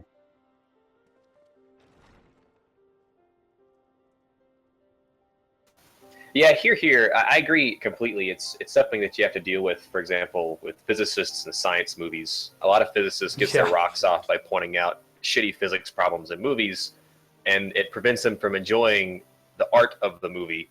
On the other hand, they also enjoy nitpicking like that. So I mean, That's fun for them. It's how you interpret the media. You know, I would argue that one of those is correct and one of those is less correct, but it's not strictly wrong. You know. Yeah, the way But you you are enjoy missing movies out is on a lot of stuff if you do come in with those kind of preconceptions. and you let yourself not, you force yourself to not be immersed in it, right? Plot hole warriors is what I call them, right? It's very easy to find a plot hole in just about anything, but not always the point. Sometimes you just need to accept the buy. Like, okay, in this movie there's time travel and it doesn't make perfect sense, but that doesn't matter. That's not what the story's about. Yeah. Criticize it till the end of time, please, if it's improperly executed or something, but if it's just making the same kind of assumption that your favorite movie did when you were a kid, but you're giving it a pass to the one as a kid because of nostalgia, and you're not to this one because it's not nostalgic, then that's not very fair to the current movie. Star Wars does a lot of things you have to make assumptions on, and people love it to death, but they criticize current movies for the same thing Star Wars did. Yeah, Star Wars, you have to just accept the buy. Just let it go. Just enjoy the movie. It's fun. Actually, we were talking about The Martian in Discord recently, and about how like pretty much everything in that movie is spot on, except for like the circumstances that get Matt Damon stranded on Mars are completely ridiculous and made up and not realistic at all. But it's like necessary for the movie to have a plot. Like he needs to be stranded, and his crewmates need to think that he's dead and didn't abandon him because they're stupid or incompetent, because the movie's about them being very competent. So, like, just accept that that there is this big storm on Mars, even though that wouldn't happen in the real world, and don't lose your shit over it. I think it's a point of maturity. Why wouldn't there be storms on Mars? The atmosphere isn't thick enough. Apparently not. It's an interesting question, really, from a perspective like that. Thank you guys for not spoiling about Oriander being an asshole. Still up to no good.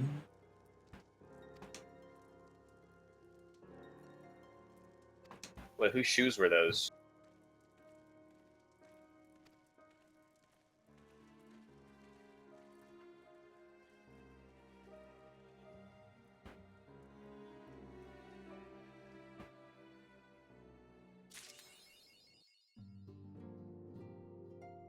Alright, so I think it's Mordona, Rising Stones, When the Bow Wakes, and then we get one shot at this.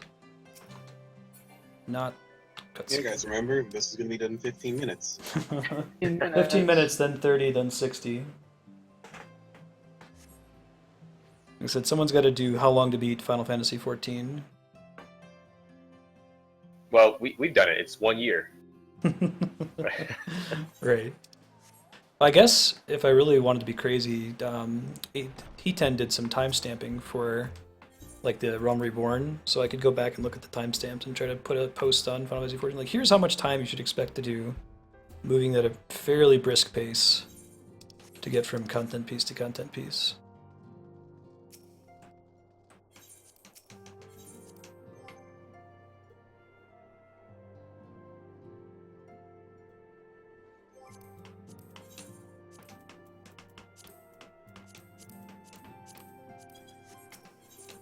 So when did you guys have any sense of when they announced Heavensward? Like, how long before it came out was it announced? Like, with the release, some images, some thoughts about the new classes, you know, the promotional launch. Not necessarily saying there might be one in the future, because we know there's going to be another one.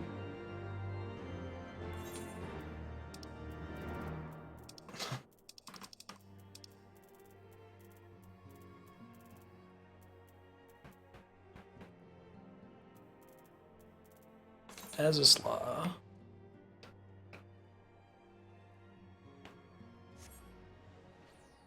Alright, all this has been for fighting the Warring Triad. That Worth it. FF6 hype. Totally worth it.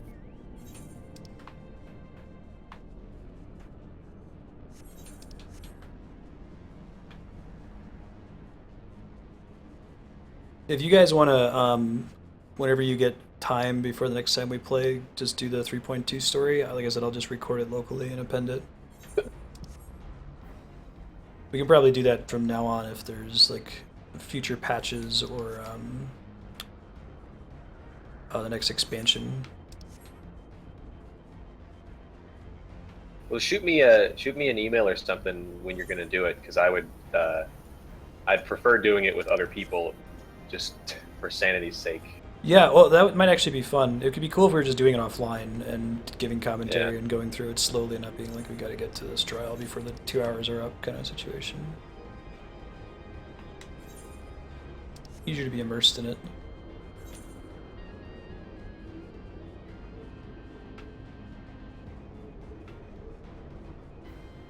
There they are.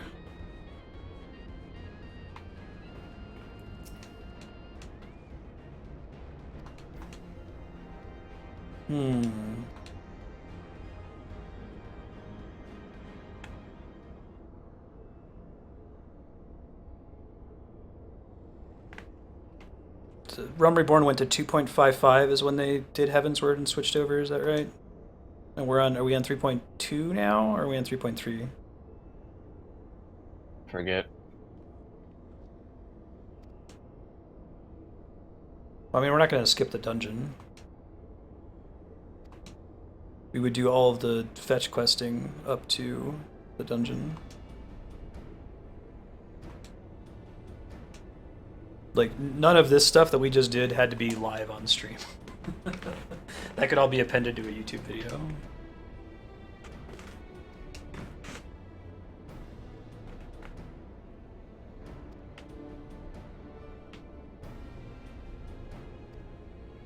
Yeah, so we're on 3.2. I guess if I had to guess, then we'll get to 3.4 or 5 before they are done and ready for a new expansion. It sounds like they're doing stuff with the Garleans again, like going to the Allegan Empire. I had assumed that's what they were going based off of story cues. And I'm fine with that. I enjoy politics, even if it's within dry dialogue.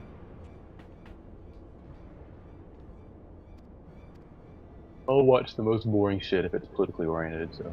Did you play the remake of Tactics? Final Fantasy Tactics? Did they change anything? Oh, the translation is so much better. It's on iOS and PSP. Highly recommend it. And on Android now. Android too? Yeah. Yeah, I have it on my phone. I played the first couple missions, but I haven't slogged through. I'm up to the one, like, 3 or 4 missions in where they throw a bunch of archers at you, and you could have some, but you don't really at that point, so you have to deal with all that shit, and I was like,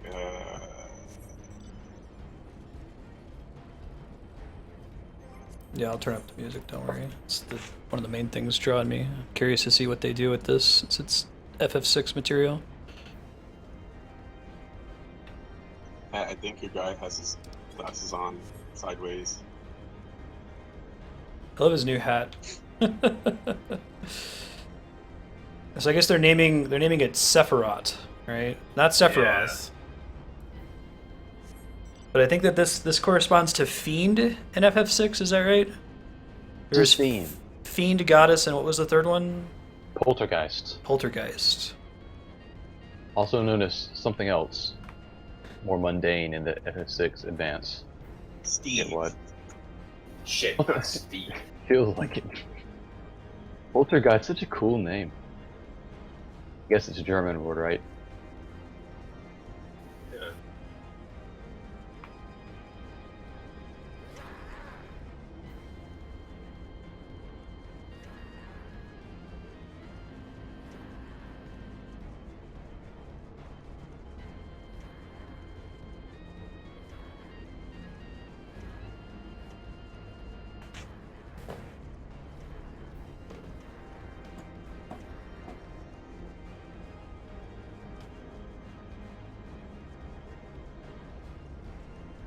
It was called Doom.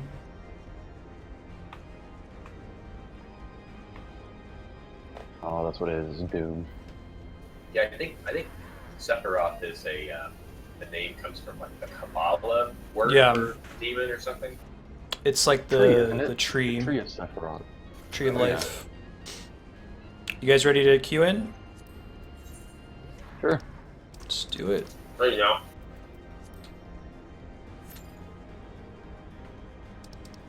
Make sure I'm not also like queuing us for Halatali or something. I've done that before.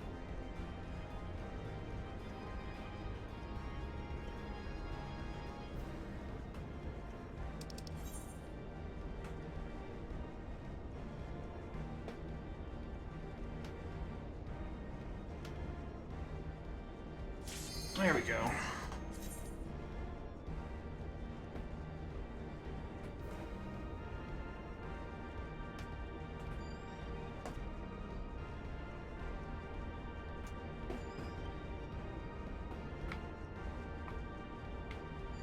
Come on, second healer. There we go.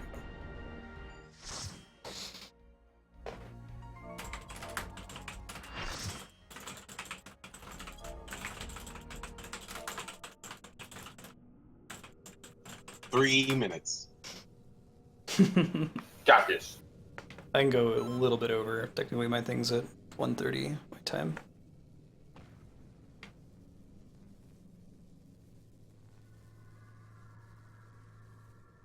Cool. Darkstar sniped. Disabling Sephiroth's That- restraints now. Good luck. Oh, it's cranked.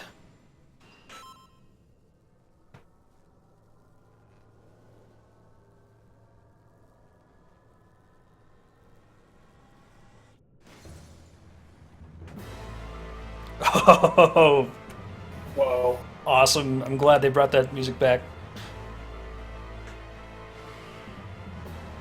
I like when Soken does classic FF tunes. Awesome.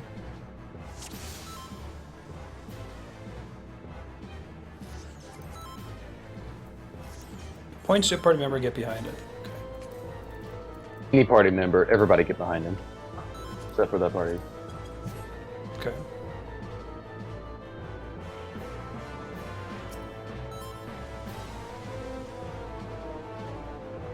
Multiple tanks. I'll try to main take him. Okay, sounds good. If I fall off, it's up to you. Selva's Darkstar.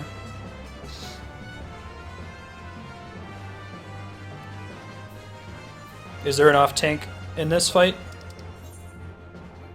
There are things to tank. Okay.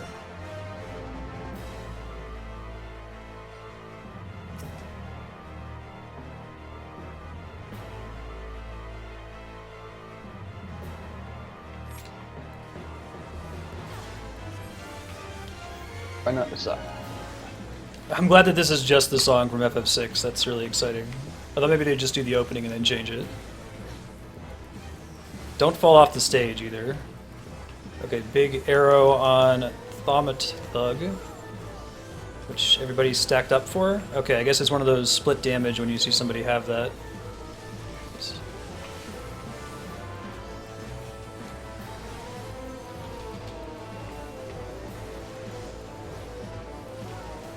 Ow.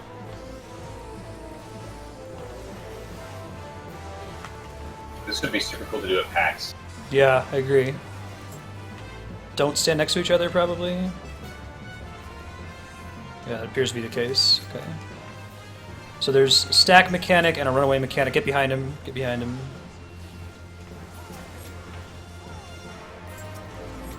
That must be the knockback. Knock you off the stage.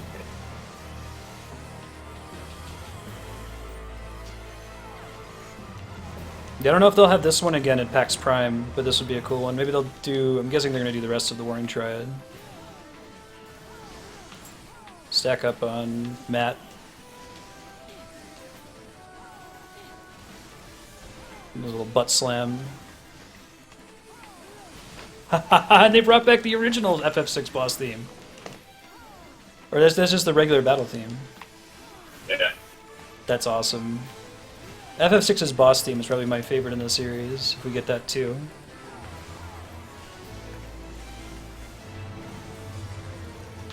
Don't stand next to each other. Nice. Get behind him. Focus, bro. Thank you for the follow.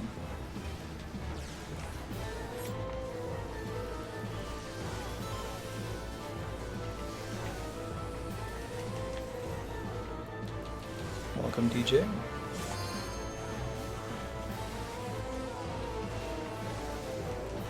Stack up on me.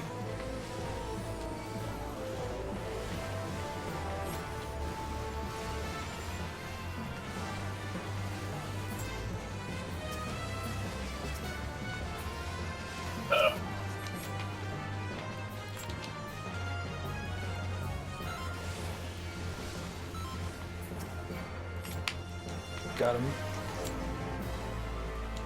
Okay. Trying to anyway. Try to keep him separated. Having trouble keeping aggro on him, hold on.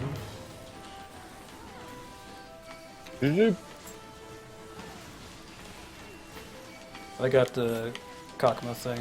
Want to get the other ones? Alright. All these guys.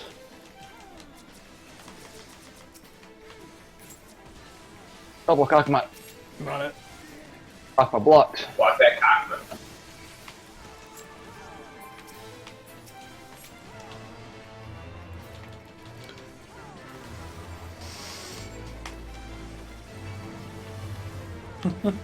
This song is pretty tits.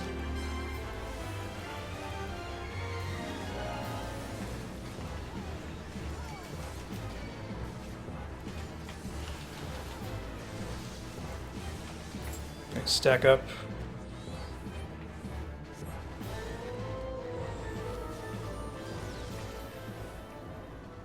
What? No way.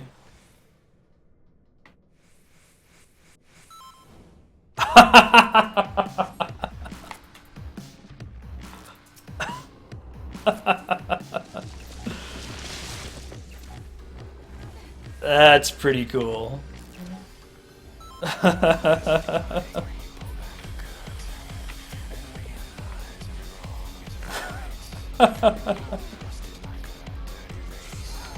Wow. Now you can fall off. Okay, yeah. Don't fall. Stay in the center as best you can, I guess.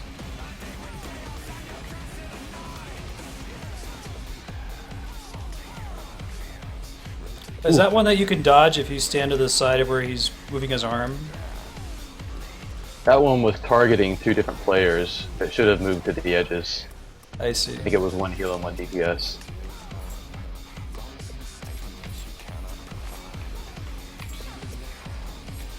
Sounds like 9 Inch Nails. Yeah, there's a story there. I'm down.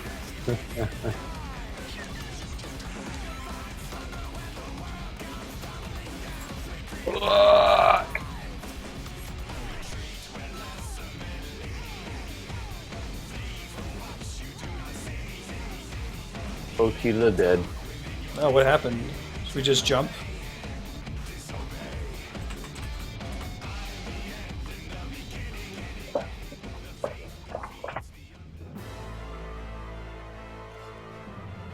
Alright, so what happened that went wrong there? Did the thing just not die fast enough, or...?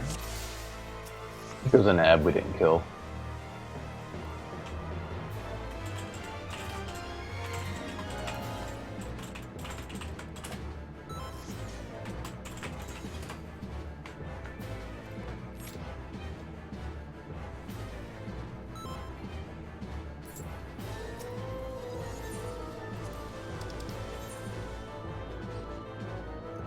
Go for it.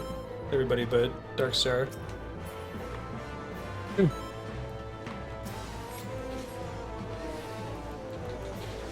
Stack on its body when his arm comes down. Oh. Okay, so you have to kill the ad and then stack on its corpse, I guess. Spawns a little tornado zone. Ah. I remember that happening the last fight. I didn't remember how it spawned. That's good. Oh, I wonder how they tuned that for PAX. I'll have to ask D-Rock. He had never played Final Fantasy XIV before and did this fight at PAX and won. I think he fell off, but...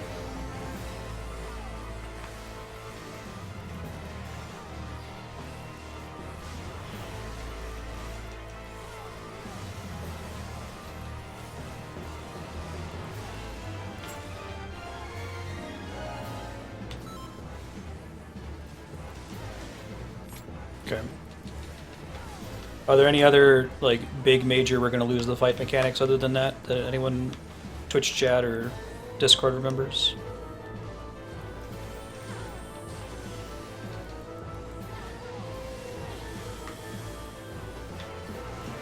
Seems like that's the big one.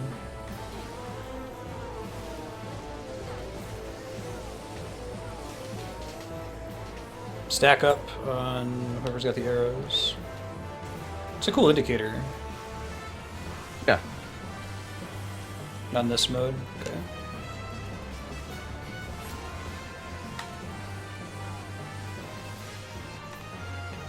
Does that add phase happen more than once?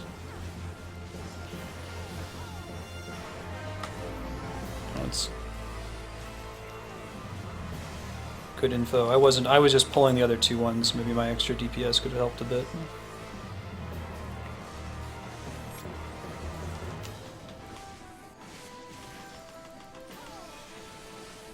I'm assuming I need to stay in tanking mode for third phase as well, but I'm not sure. Maybe I can switch to DPS mode as well.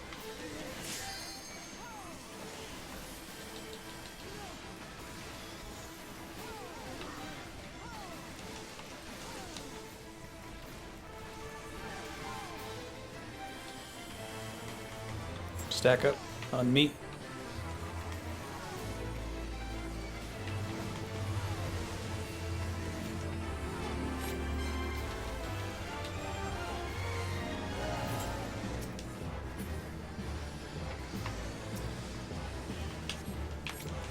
Okay, I won't do this wrong this time.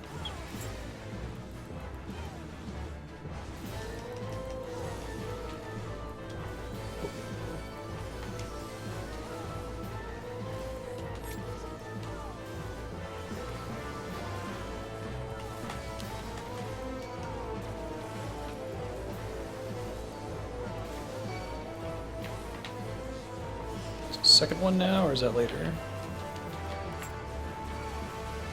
There it is.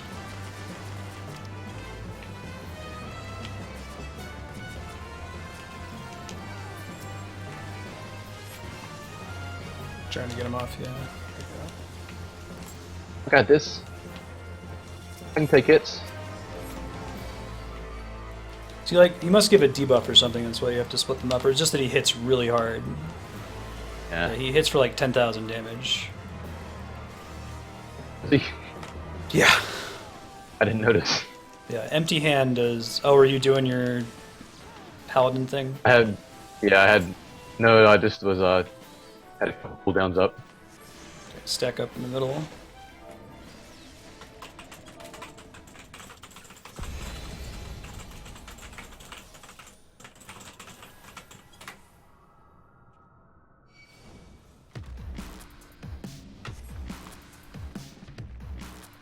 I love the animation of him falling off the back. This whole sequence is just really cool.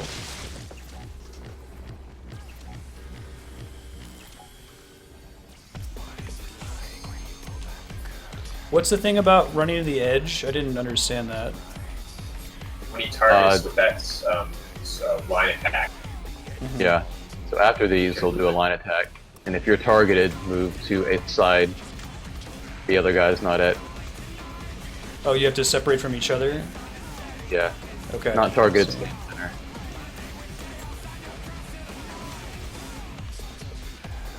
So Amaturd was targeted, but he stayed in the center. I see. Oh, because it's AoE to everyone it hits. Yeah. I see. For some reason, I'm not getting punted back. I don't know why. How can you tell who's targeted? There's a light yellow indicator. Can you grab the mini ads? I'll burn Yeah. down this guy. Much better. Stand in the whirlwind. I died again. Noob. If I can get a res, maybe we're okay.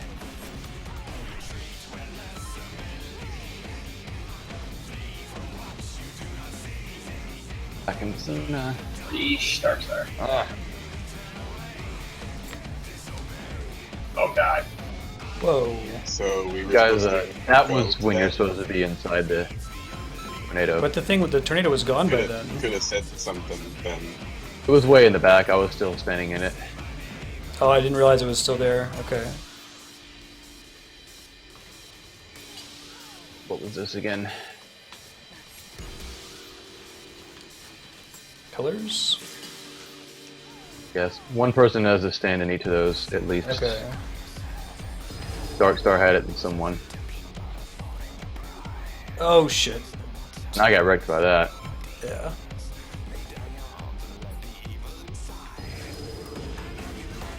Off the edge. Man, heal a limit break 3. Get a Darkstar. There.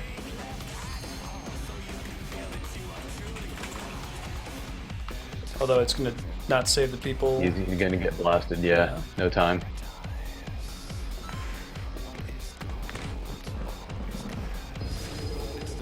I got one more attempt at me and then I got to Said bounce. something when that thing killed me and Dylan, because didn't know it was behind us, didn't know it was gonna kill us. So basically, as soon as we kill the ad, he's going to spawn that tornado thing, but there's no reason to be in it. In fact, that was why I died, because there was a big AoE slam that came down on top of us.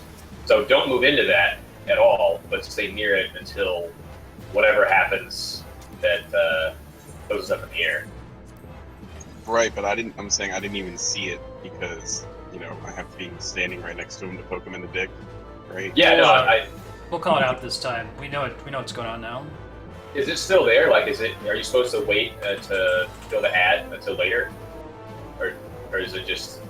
It was still there. I guess we thought it disappeared by the time... I thought it was just going to be the AoE that was on the ground, but it's his big arm sweep that it protects us from. Okay.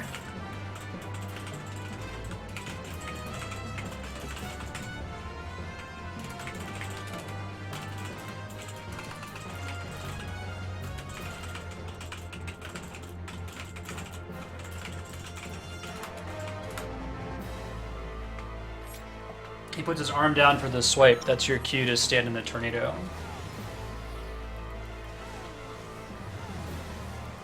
Okay.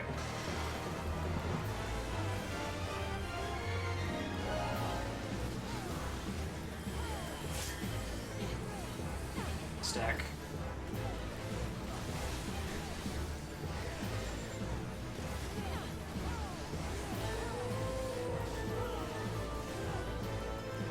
I can see why, like, we were in Discord when PAX East was running and D-Rock was like, I'm gonna go do this trial without having played Final Fantasy 14. Like, yeah, you'll be fine. Like, Ravana, we had a bunch of people who never played before, and it's no big deal. Maybe they just tune it way down so it doesn't hit you as hard at PAX. It's definitely not the same as the default trial. I remember at the end, like, the Square Enix guys were just walking up and down telling everybody how to do the fight because they're getting frustrated by people not knowing what to do. Yeah.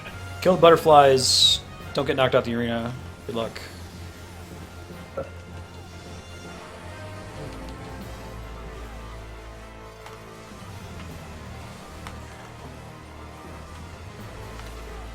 Stack.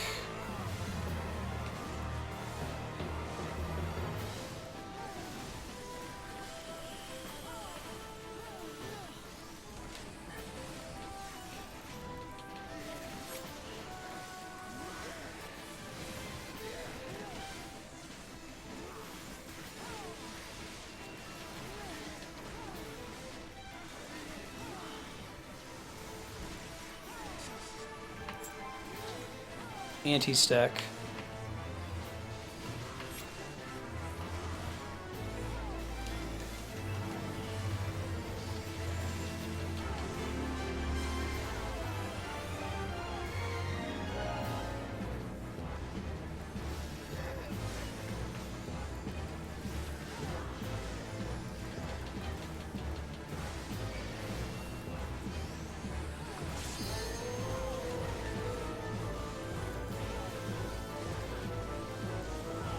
Stack.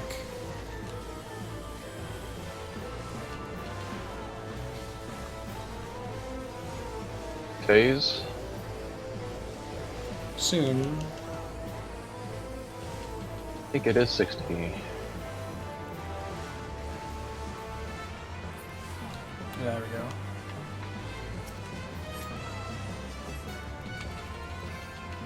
Nothing's stopping me from like keeping him near the rest of the ad so he gets AoE'd, right? It looks like the only thing he does is a really big single target punch. Yeah, as long as you got aggro on him, I'm not going to pull him. Okay. Yeah.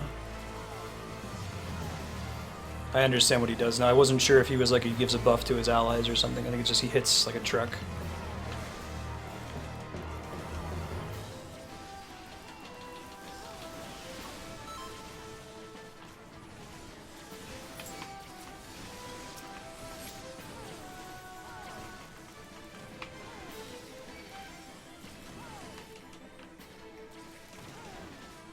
Yeah, I think it's just a big single target attack.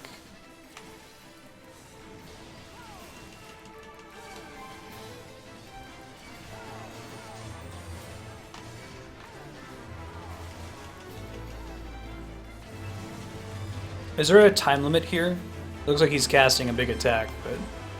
Yeah, I think his ultimate here is going to do more damage if we have more left alive. Something like that.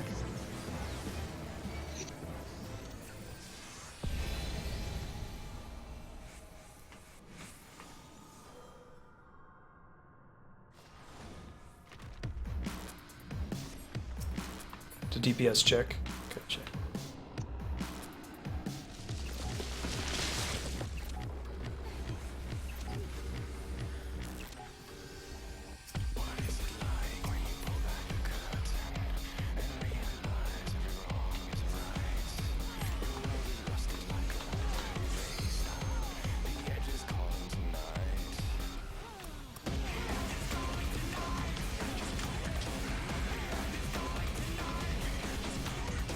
Okay, so we can dodge those two punches, it looks like.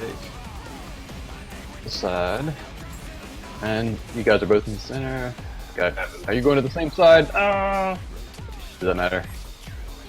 We're okay right now. Doesn't matter.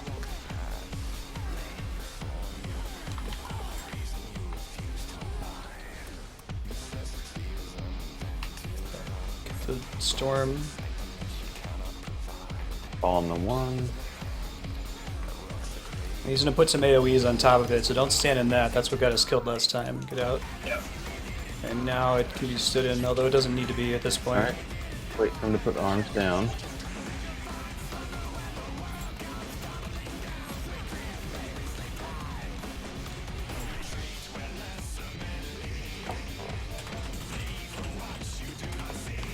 Stack, stack, stack. Stack, stack, stack, stack, stack, stack, stack, stack, stack. Phew! Oh, that's cool. Nice. I see.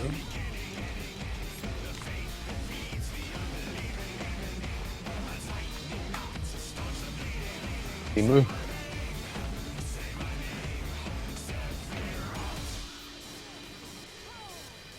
These are the towers that two people have to stand on. No, not yet. This is that. I got one. Okay. I'll just keep tank stance up. DPS I provide is I necessary. think that's all the mechanics. Just keep an eye on him now. Don't die.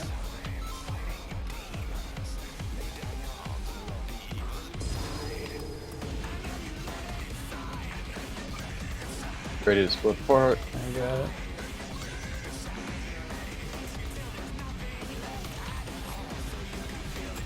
There we go. So they're splitting up just fine. Cool. All right. I get it. Nice.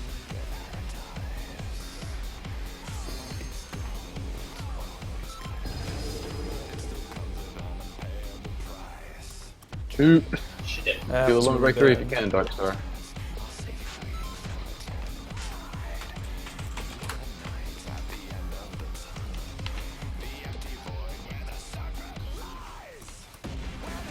What's the move where you have to spread? I think his chest turns blue.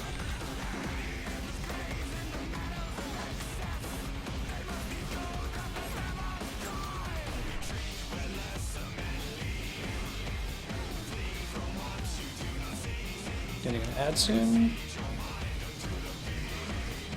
That's Going when you just wards. want to be all the way forward, I see. Storm. A little bit ad.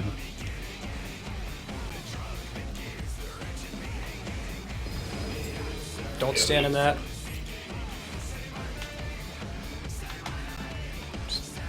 stuck.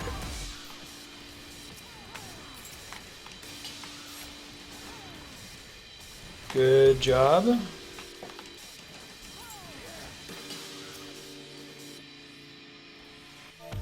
I can stack in the center. He's a little troll trying to push us out.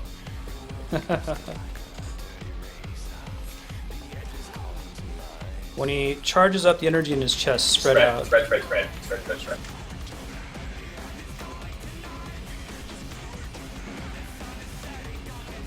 Oh, I see. Just targets a couple people, yeah. But if you're all standing on each other...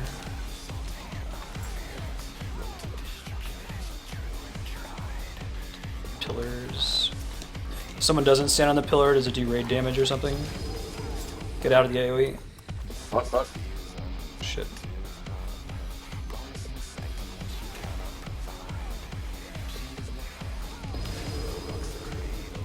Yeah, you can see where his hand is. I think you can get over far enough to avoid it. I got the pillar.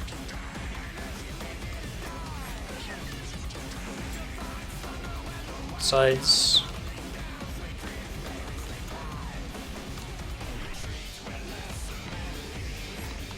Is this spread? Yes. Spread.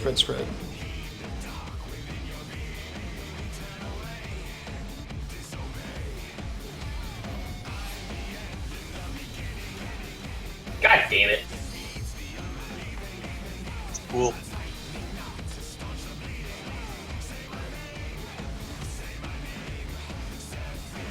So critically, you've got to spread laterally about the middle of the disc with him at the front, not spread at the back, because his next attack will knock you off. I see. I think that happened to me I last was time. all the way to the side of his punch outside the circle, but the shockwave still pushed me off. So that's cool. Make the indicator not actually correct Add. sized.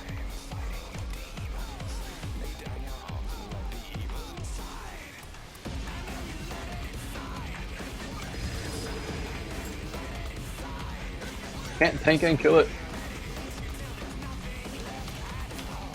Ah, we're dead.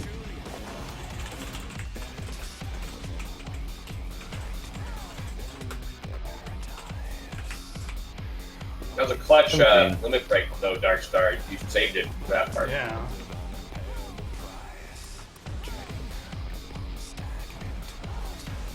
Cool, guys. Let me, is there a way for me to, like, exit the duty in the middle of it?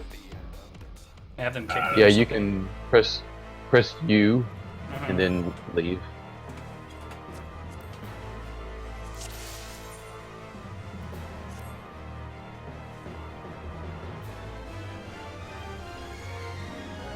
Yeah, cool fight. We'll be able to open with that next time. Yeah. Alright, let me pop out of Discord real quick to sign off, and I'll say bye to you guys in a sec. Thanks everybody for hanging out. I gotta bounce, so I won't be. If someone wants to throw a host to somebody, knock yourselves out. Have a good rest of your weekend, and we'll see you on Monday for some more video games. Bye, everybody.